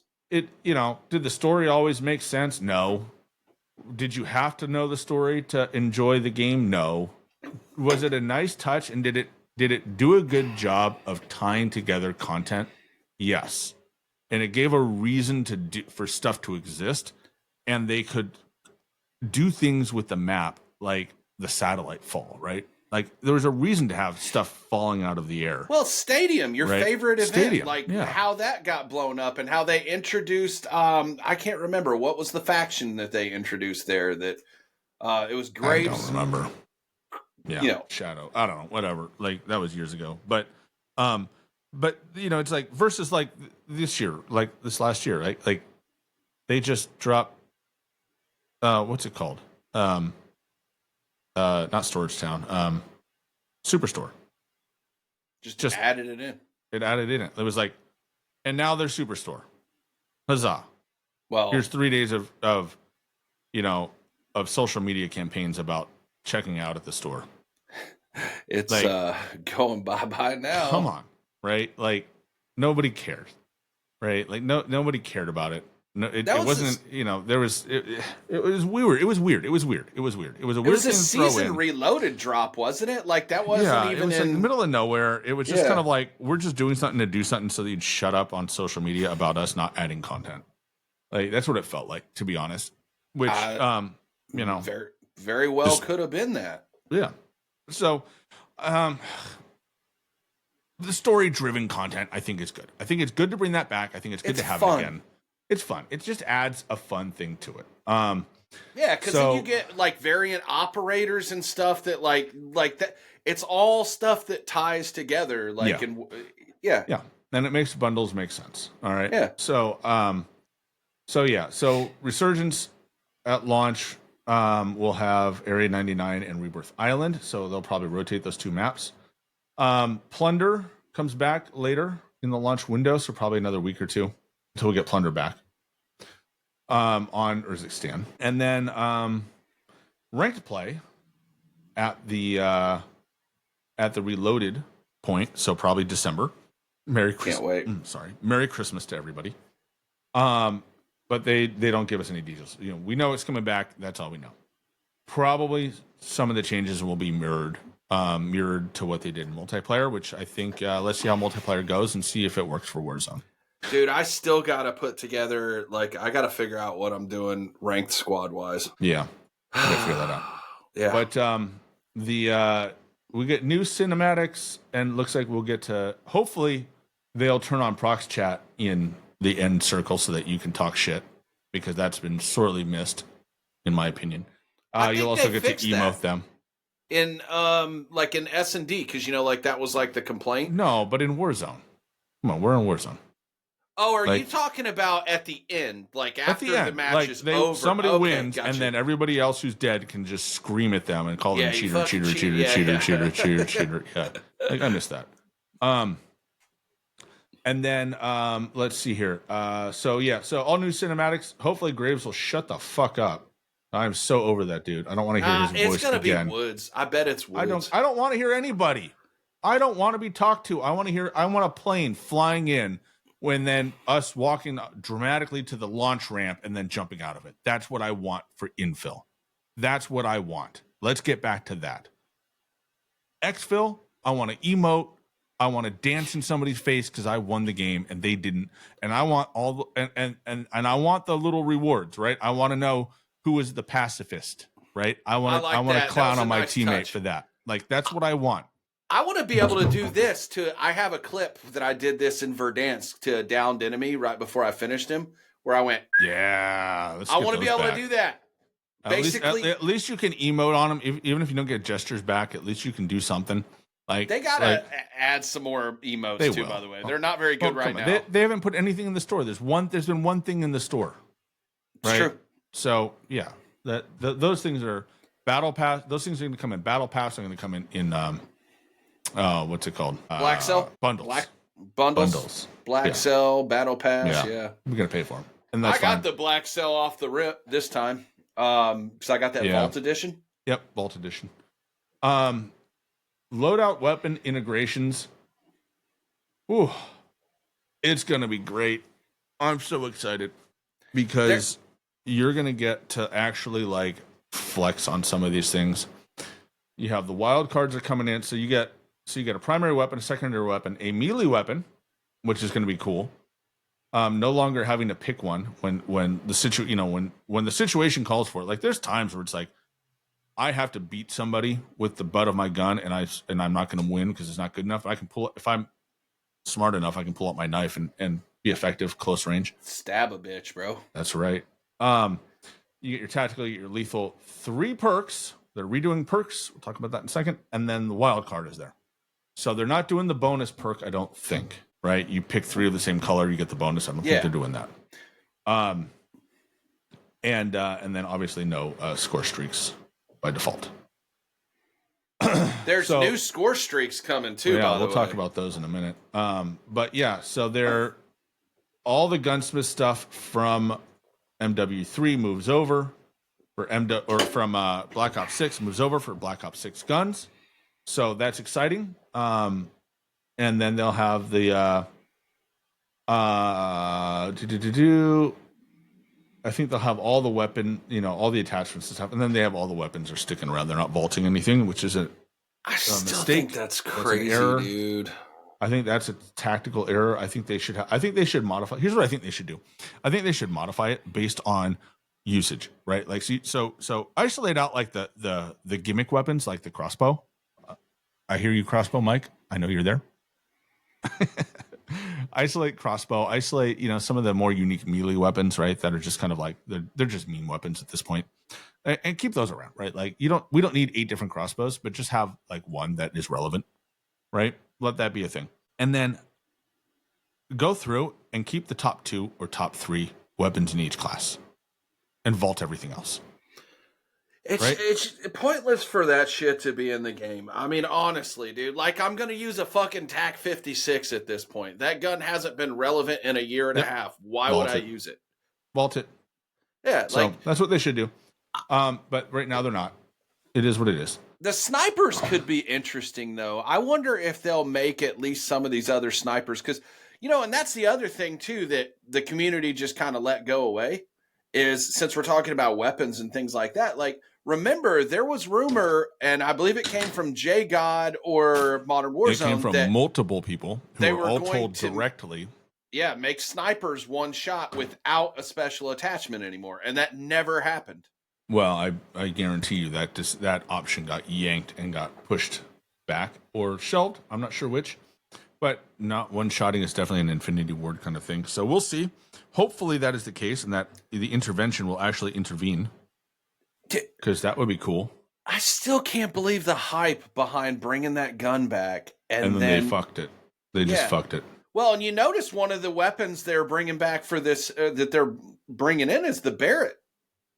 That 50 cal. I'm wondering how that's going to play, because the last variant, the last Barrett weapon they had was dog shit. It wasn't worth a fuck. Yeah, it really was. Well, hopefully they have snipers and they don't suck. We'll find out. I think we'll find out late next week as we get into the weapon. They talk about weapon balancing, and we get more of a dedicated season 1 blog, like change list. Hopefully we'll see that then. They're bringing in a bunch of equipment, tacticals. So pretty much everything, and they're adding a few others like the gas and the spy cam and prox alarm and stuff. And then lethals. The only thing they're really adding is this blast trap and the spring mine. The combat axe is coming. Hell yeah, bitches. And the impact grenade. So there's another one. That'll be interesting how that can work too. Like just being able to use that, being able to like push a building real quick. Like if you hit somebody with an impact, being able to push if you have the right team to be able to do so. Like I think for like breaching buildings and stuff like that, that could be good. Yeah, and then they're redoing the field upgrades, like the pick-upable stuff, right? So you have care packages, you have counter UAV. The SAM turns new. Do they have the utility box? I hope the utility box stays, because that was it's on the list. Okay, sweet, because that was, I think, one of the best additions they've made to Warzone, and that came from an LTM. Yep. Because remember, it was one of the Halloween events, because there was like, and it would eat you, and they just so good. Glad they did that. Best part of LTMs is they can experiment with stuff, and if it works, they can roll it in. Yeah, runaway train. Those things, So mostly the same stuff. There's a few extra things. Flares are back. War Cry, which is the battle rage. Balloon extract. Plunder mode only, so don't care. Utility box, portable redeploy beacon. BRB, did we have that before? Portable redeploy. That's the balloon or the drone. Oh yeah. Okay. Recon drone. Portable redeployed drone. Oh, hold on. Portable redeploy beacon and portable redeployed drone. What am I missing? What's the difference? Redeployed drone? I bet one is that little stupid ass thing that makes that loud noise. And then the other one's the rope that You're right. I could be wrong. I don't know. No, you're right. The drone is the individual one, and the beacon is the one that everybody can use. Your whole team. Yes. All right. So cool. Morphine injector, so stim shots. Hopefully stims are usable again. And then let's see here. Score streaks, kill streaks, bunker busters back, supply UAV, advanced counter UAVs, blah blah blah. SAM turrets are new. Sentry turrets are back. Those things are fucking annoying. Napalm strike is new. I hope that those are more useful. I mean, what was that what was the wave thing? I can't remember what it was called. Like you put it down and it's like sound shock waves. Oh, that was annoying as shit. Yeah, that thing's stupid. I hope those go away and the sentries are coming in. I didn't see that on the list. Sweet. So get rid of those. Those things are stupid. Scrambler. Maybe that's it. Maybe it is back. Anyway, we'll see. I guess we'll see next week. But wild cards and perks, I think they're doing a great job with this. So there will be you get 3 perks, right? Just like they had before. Perk 1, perk 2, perk 3. So they got rid of the 4 perk system. And the perks you go in with are going to be packages again. So they're droppable. So if you get cooked, you can come back and pick up your guns and pick up your perks. But now you get 4 or you get up to 6 lootable perks. All right. They said that pool's going to change too, right? So 4 of them are going to be rotating from the normal perks. So they're going to roll those the 4 lootable main perks. They said they're going to rotate that around, right? So it won't always be a thing. And then they have 2 other perks. Shrouded, which is you drop a smoke if you get downed. and irradiated, which I believe is you get to do shit in the gas.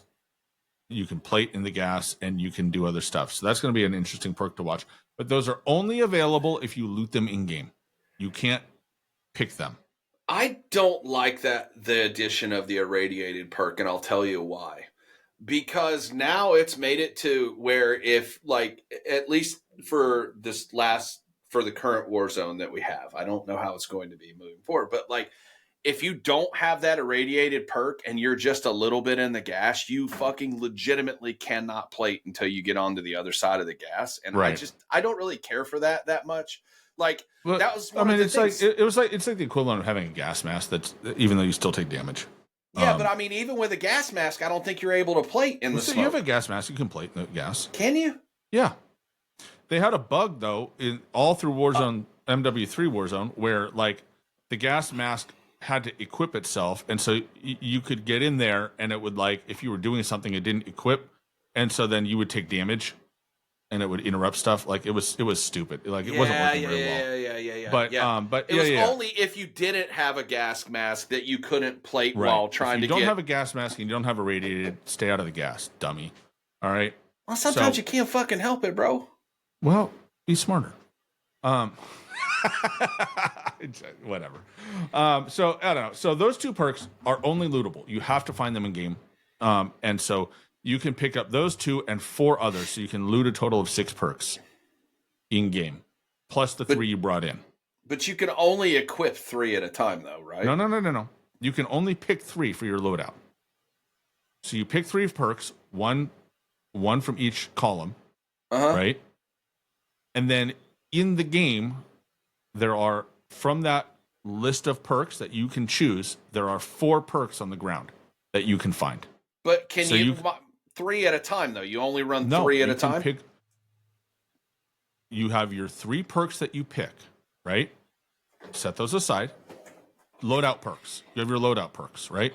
So when you build your class, you pick 3 perks for loadout. So it's almost like a mini specialist is what you're telling me. It's a mini specialist, right? So you'd be able to run more than 3 perks at any given time is what I'm asking. So you can, so it's like in Caldera. Remember when you could loot all the perks? You could just loot perks out of chests. That's bad. It's been a while. You're not replacing perk packages. You're adding to perks. So then you can have of the perks that you can pick, you can now have 4 more perks. Right? So you can have a total of 4, 5, 6, 7 perks of the ones that you can pick, plus now you can pick up irradiated and shrouded. That's kind of the trade for the backpack. But you can't infill with those 2 perks. You can only find them in game. Okay. All right. That's fair. Or you could find specialist. Specialist is back and get all 18 perks. I wonder what that's going to be like. Like, so to get the specialist before, it was always through the bunkers. Like, how are you going to, like, it needs to be, I think, difficult to get it. Like, it doesn't need to be just any fucking bot can go get specialist. Like, you should have to do something to get it. The legendary specialist perk is also back. This package is a rare loot drop and can also be obtained via the care package kill streak, and simply grants you every single perk available in Call of Duty Warzone perk in the game. That's all 18 plus shrouded and irradiated. If you're dispatched during a match, your specialist perk package stays where you dropped, so they can pick it up off your dead body. So other people can pick it up. Like if I kill you, and the looted perks disappear when you die. Like your package drops, yours drops, but the other ones go away. So I think that's good. I think that's a good way to do it because they've gotten rid of the backpack, right? They're really doing some trade-offs here, and I think that these risk trade-offs and reward. I taking like it. The game. I really think the game loop is not going to play quite like it has been playing, and if that's the case, I'm all for it. Yep. Operators, all the operators are there. Don't care. That never changes. So I will still be running Santa Claus. I'm gonna be running Rose 3.0, baby. The endowment operator. It's not as good. It's not as good as I thought it would be. It might be in Warzone where if it's dark. We'll see. There's some other options out there I think that are just as good. The integration. So then Omni movement and body shield show up. So that'll be toxic as fuck with procs. Oh my god. Oh god, someone's gonna get just in deep trouble with the things they can do with that body shield. I cannot wait to see the content. But Yeah. the other thing is don't be going in a fucking boot camp to do that shit. Like, do it in a real fucking match. No mention of boot camp. I don't know if it's coming back. I mean, honestly, it's cool that they tried it, but they didn't execute that very well. That should have been for new people and new people only. Or it should just be labeled as content farm, like a content mode. Something. Yeah, like you know what, dude? And I will proudly say I never played one round of that because that was not made for me. You know what I mean? Like I wasn't going to go in there just so I could get easy kills. That's not ever what I've wanted. You know what I mean? Like, so I'm glad that was the place to go to learn to solo quad, to be honest. That was the best benefit to it. Yeah, I mean, I guess I can kind of see that. Let's see here. Yeah, so sprays are back, so you can spray shit on the walls. I hope they bring some good ones back. Do you remember when you put the sky on it? Yeah. They referenced that here. Veteran Call of Duty Warzone players will remember covering the walls with the D-Day operator spray to confuse enemies entering an ambush point. That's hilarious. Yep. So that's good. Quick inventory. So yeah, getting rid of backpacks, going back to the old ways where you just had, you had a slot for a gas mask, you had a slot for armor plates, you had a slot for your utility, you had a slot for your kill streak, one primary, one secondary, and now a knife, and then you have your ammo things. So you will be able to pick up satchels for armor and satchels for ammo, and so you will be able to carry more ammo. So you will have the ability, if you so choose, to double AR or double SMG, depending on how guns work out, right? So you could, like if you wanted to run the AS Val as a secondary and the and an LMG or something like that, like if you find a satchel, you could do it, and not be penalized for it, which was one of the biggest benefits, in my opinion, of the backpack system, is I could load up with ammo. Right, and I could run 2 ARs, and I did for quite a while. I would run 2 ARs and just backpack ammo, and so then I wouldn't struggle. So then I could get the benefit of some of the ARs that were really, that were very effective, like the BP-50 as a SMG, right? Still turned AR ammo, so that was a W for the backpacks. But they were easily abused. Obviously, 18,000 streaks dropping on your head. Dude, fucking 37 smokes, 42 drill charges. Like, yeah, so I didn't mind the backpack system except for that, which that could have been fixed. All they would have had to do is just be like, okay, you can only carry X amount of this in your backpack, period, the end. You're not carrying four selfies. Eventually you get to the point where it's like, we're just like, yeah, you could restrict everything to its slots, and then it's like, what? We're back to where we were, right? If you restrict it enough that you can't cheese things with a backpack, you just reduce it to like the way it is now. Yeah, I guess you're right. May as well just go back to this. And either way, I'm really looking forward to this integration. Yep. And then let's see here. The progression, prestige, and challenge integrations. May I? Please do. So I had a hard time really wrapping my head around how that could work with the way the metas work. And as far as like having if we're going to be having a meta system, I had a hard time wrapping my head around how that could work. Also, keep in mind, I was thinking in terms of it should just operate the way the Blackout Prestige system worked, because that was, you got some rewards, it was those kind of things, but it didn't. We didn't have loadout, so they didn't take anything away. Sub 1 was 100% correct in this, and actually, the more I think about this will probably disrupt the meta system some. It will also, I think, you're probably going to see a wider skill gap now too. Maybe you could, which is good. So honestly, I was 100% wrong about this. I think it's actually going to be a good thing. It's weird though. So it's like a separate thing, but the same. So like if are you prestige across the whole thing. Will I be starting Warzone at second prestige or third or whatever that I'm already at? So yes. Yeah. And as far as like my thought process for the more competitive players, that's not going to matter. Most of those dudes are going to be master prestige already anyway. And once you hit 10, you probably don't reset anymore. It's just levels, right? Right. So big deal. I'll hit 10 too. It's just probably going to take me I'd say probably a couple months, maybe. Yeah. Unless we start getting some double XP. I think you'll see some big XP gain. I think you'll see a lot more XP gain in Warzone than you do in multiplayer. Oh, 100%. So and that's the other thing, you'll go much faster there.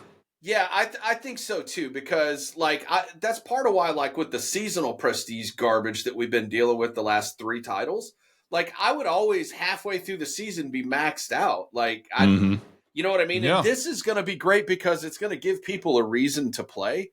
And I don't know what they're going to do after 1,000 levels, because I know there's people that are going to probably hit that. Yeah, there will be. Then they'll complain, there's not enough to grind for. I know, right? We'll be like a week away from the next one. If they add more prestiges. Yeah, you know what? There's no reason not to add 10 more prestiges every other season or something. Yeah. And, and again, Sub1 was right about that. I could not wrap my head around how that could actually work with the metas, but, at the end of the day, he's right. Like the people who don't play very much probably aren't going to prestige anyway. They're going to be in the same spot they would be in regardless. So really it only matters for people like Sub and myself who do prestige, so. And one of the things that's interesting is that it doesn't reset your blueprints, right? So like right now, there are very limited blueprints, right? So it's kind of like for me, we talked at the start of the episode, the AS Val, like I can't work on that because as soon as I get it unlocked, I then have to, I'm choice with prestiging. And if I want to be progressing my prestiges, then I have to, skip it basically, right? Which is frustrating. And so the question is, now we are getting into season 1 drops. The battle pass will reactivate. We get new weapons. Yep. Those new weapons should not, in my opinion, be carried over into the prestige, right? Because they are outside of the 1 through 55 levels. I don't think that they will be. I think they will be excluded from resetting. Yeah. So really, for most people, prestiging won't have an effect on them once we get going in the game, because they won't lose access to their meta. If the balancing though, I guess the main thing too is like if the balancing is good, right? If there's multiple weapons you can use, but like if say like the RPK meta, like if we have one singular meta like that for weeks at a time, I can see where that could potentially be a problem. But if all the weapons are balanced, have a blueprint for it, but remember, if you have a blueprint for it, the blueprint is not locked, and you can modify the blueprint. So yeah, correct. You don't lose anything. Have you noticed that bug, by the way? So like with the endowment pack, right? Like take that sniper rifle, that skin. If you the laser, you can't take the laser off. It won't, like you can remove it. There are issues. I had that with the Ames version from the endowment pack that had the underbarrel launcher. Yeah. And I would run into the problem of I would modify it and then I would go into the game and I would have access to the underbarrel launcher. Has that been fixed yet or? Yes. Oh, it has? Because I like that skin. Like that's a fucking dope weapon skin, dude. It was related to the issue where it was resetting your optic. Remember that? Where every time you go into your gunsmith, it would clear your optic and you'd have to re-add it. So that's been fixed also this week? Because remember, I was gone for a couple days. That was fixed. That was fixed last week. Sweet. So that hasn't been an issue. So we're back. We're back. Yeah. So, but yeah, no, it's a good system. I'm enjoying it. And look, if you've been a long time listener, you know that I've been skeptical of how this could work in the blueprint era, because again, like in some ways it does undermine the idea of prestiging, right? You go back to Call of Duty 4, in Modern Warfare 2 when prestiging was it introduced, mattered. You were set back to level 1, right? Like you had to start over, and it was like everything. It was painful. to reset, especially later in the life cycle of the game where, people were pretty far along and you were constantly being handed like dog shit guns when you prestiged because that's what was available. And you were just like, it was painful to get back to where you started. Right. Ass. So I was like, how's that going to work? Like you take away everybody's blueprints. Right. And so I think they've struck a balance between the two things where it's not as painful, right? And look, the more you unlock and the more blueprints become available, the less prestiging is going to affect you as a player. You're right. So it's just going to be a thing you do, right? It's going to be in some ways less rewarding than we remember it being because you don't have to struggle as much early, but you will lose access to perks. You'll lose access to equipment for your bundle, for your what's it called? For your loadout, right? So there's going to be some negatives, okay? You're not going to be as effective when you prestige, but you won't be decimated, right? You won't be just fighting with whatever ground loot because that's all you can access. Especially with the permanent unlocks too, like, because to me one of the biggest things is the perks, right? Like, so if you like, so far I've done Cold-Blooded. I'm probably going to do the Val on this one. And then the next one, I'm likely going to hit Ghost and like make sure I have that. So I'm curious to see what the meta perk package is going to be for Warzone. I think there's going to be a lot of options. You think that there'll be variety? There's going to be a single thing. Like, I mean, it will probably eventually come, but and that was kind of the dilemma with the previous iteration of Warzone is you didn't have any trade-offs, right? Like you could have everything all at once on day one. On infill, right? You could, because you got gun overkill by default. So you don't have to sacrifice anything for overkill. So you could run whatever you wanted. There's a couple of, you look at the perks that were out there and it was just like, if you ran restock, if you were a resurgence player, you ran restock because you want your throwing knives. You could run. I mean, there was a little bit of an option. There wasn't a huge bundle between the three, right? And with the nerf to Ghost, it wasn't like that was a mandated thing. But I think with this one, there's so many different options. There's so many different perk combinations and ways you can play it. Like if you want to play sniping, that's going to have its own perk set of perks that you want to run. If you're going to run and gun, if you play aggressive, right? There's aggressive perks for that. I think it's going to be a lot. Double time will be on there and stuff like that. Mm-hmm. And I know this is probably a dumb question, but then again, there's no such thing as a dumb question. It's only the question that's unasked that's dumb. Confucius or fucking somebody said that. I don't know. Might have been Tupac. But anyway, like for fucking tracker, what counters that? Because it's usually Cold-Blooded. But see, I've run Cold-Blooded, and in my kill cam, I still see my fucking tracks. I'm gonna look that up and get back to you because I don't know offhand. Not in this game, not in this current game, but like before. Like I've had like Cold-Blooded equipped, and I've like in the kill cam, I still see my tracks. You're supposed to get rid of it. It could be broken. Yeah, I mean, it could have been. It could have been broken. All of the things. We get some new weapons. The new the Krieg C. We'll see if it's any good. The Krieg is back.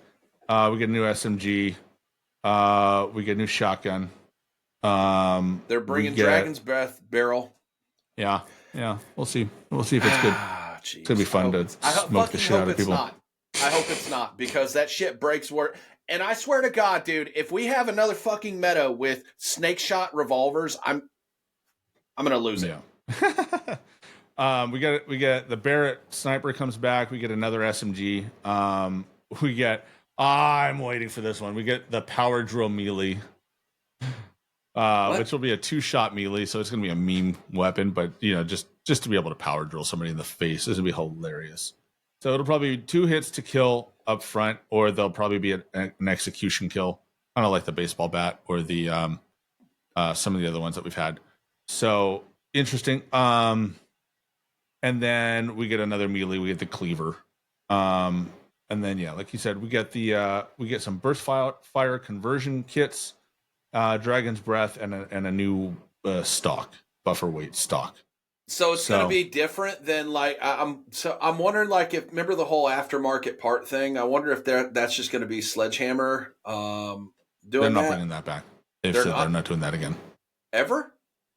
Well, I don't know about ever, but that's not going to be in this game. Okay, so that will not be in here. But yeah, so no aftermarket parts. How are you going to get those conversion kits? I wonder if those are like battle pass or like challenge related. They're going to be. It's just going to be another part. So if you already have a gun maxed out, like, will you automatically get that when it comes out? It'll probably be another level. Okay. Right. So it'll be an additional level. That's how they've done it in the past. Fair enough. Weapon. So the armory is a new thing. That's cool. Basically any weapon that, any weapon that has been added, like is aftermarket from the past, that you haven't unlocked, that you can no longer access, right? Because the challenge is gone. You will be able to select it and earn XP to it. So if you missed any weapons, you can get them back now. I like that. You got to be level 24 to make it work, which is whatever. Doesn't matter. Big deal. Some events are coming in season 1. And then a prestige menu. The new battle pass system, I'm super confused by it. I think it's a hybrid of the map, like being able to choose your own adventure. Basically, you progress it linearly like you used to, but you can skip ahead and do things early if you are a black cell owner. Honestly, dude, I liked the Sledgehammer system for that. Like how I did too. I like the map. Like, yeah. I like the map. I like to be able to pick and choose when I unlock. But in this case, because you have tokens, you can, if you are a plebe who does not spring for the black cell, you just unlock it as you go, like the old days. If you buy the black cell, I think you can skip ahead to future pages and unlock those pages at the cost of a token. That's fine. I mean, it's not going to be a big deal to me. It'll I be play what it'll enough, be. so yeah, you'll grind through it. And then, so I'm not 100% sold. Like, I don't understand how it works too much. My brain is too tired to read through all that and really sort it out. So we'll figure it out. We'll look through the rest of it. We'll see. When it launches, we'll see it, right? We have a week. Yeah. Yeah, a week. Black Cell has all the Black Cell shit like usual. You get free stuff. You bought Volts Edition, you get it. You get some extra blueprints. Operators, we get some new operators. Cool. The chick that looks like, yeah. The Replacer's coming as a bundle. That's fun. I'll buy that. He's funny. And then a bunch of bundles. And you can upgrade to Black Ops 6 today if you haven't bought it already. So, that's it. That's what they're doing. I wonder if stats are resetting. Like, is everything resetting? For Warzone? I don't know. Yeah. They don't talk about it. I would hope so. I hope so too, because man, I'm ready to fucking close the book on this last year. This was the worst year I've had Warzone wise. And I think they will reset stats, because when they integrate it, I think that will change the stats over, and you'll because look, they did it between MW2 and MW3, right? Well, the when MW2 shit over, never fucking worked. Well, that is true too, but they retained it, right? They locked the stats when the game ended, and they moved Warzone to the new title. Which so think about, like, and I think this is one of the things of this is a mechanical difference between the two titles, between Warzone 1 and Warzone 2. Warzone 1 was always an MW 2019 game, right? Yeah. You always played it on MW 2019, no matter what, right? And when the integration was, they were basically recreating stuff from Cold War and Vanguard in the 2019 engine, and then adding that to that game file and then putting it in Warzone, right? That's why it was so disastrous every time they did an update, right? Well, they just couldn't balance the weapons. Everything. Yeah. Okay. And so with this, what they're actually doing, and we saw them do it with 2019 or with MW2 to MW3, and we'll see it again next week, is they're moving the Warzone platform to the new sub launcher, right? So if you go into the game now, right, you go to what used to be COD HQ, right? Now they just call it COD, or something. I don't know. I like it. It's more simple. Basically, so from the homepage, right? Warzone right now, like, so it's Black Ops 6 is the page, and then you change it to you go to play Warzone, right? And it moves it to basically the Modern Warfare 3 game, okay? And you can get you could have all the other games on here if you want, if you own them, right? You can access everything from MW2 forward. And then you could boot the launchers for the older games as well from here. So by moving it, by having us on this new COD HQ system, the Warzone application moves now to the integration is going to move to Black Ops. So that's why we'll get the seamless launch, right? It doesn't have to close HQ and then restart it, which is what we have to do now. And so it'll be like switching between multiplayer and campaign, or multiplayer, different multiplayer modes, right? It'll just be Warzone. It'll be another one, right? Yeah. Yep, it's just another tile. Yep. Another button. And they didn't have that technical capability before, and that's why I think the stats never stopped. Like, it was cumulative all the way back to day one of Warzone, because you never changed. Warzone just never changed. It just updated content. Well, I don't know. Warzone's moving to Black Ops, right? And I think it will leave behind. I think they will leave the stats behind. Well, and remember, they fucking rolled out Warzone 2 without being able to see wins and losses and no leaderboards, none of that. And then the last 4 or 5 months of that iteration, of that monstrosity, it would track, like, for me personally, and I know it did this because I would look, it would track a third of my kills and all of my deaths for like 4 months.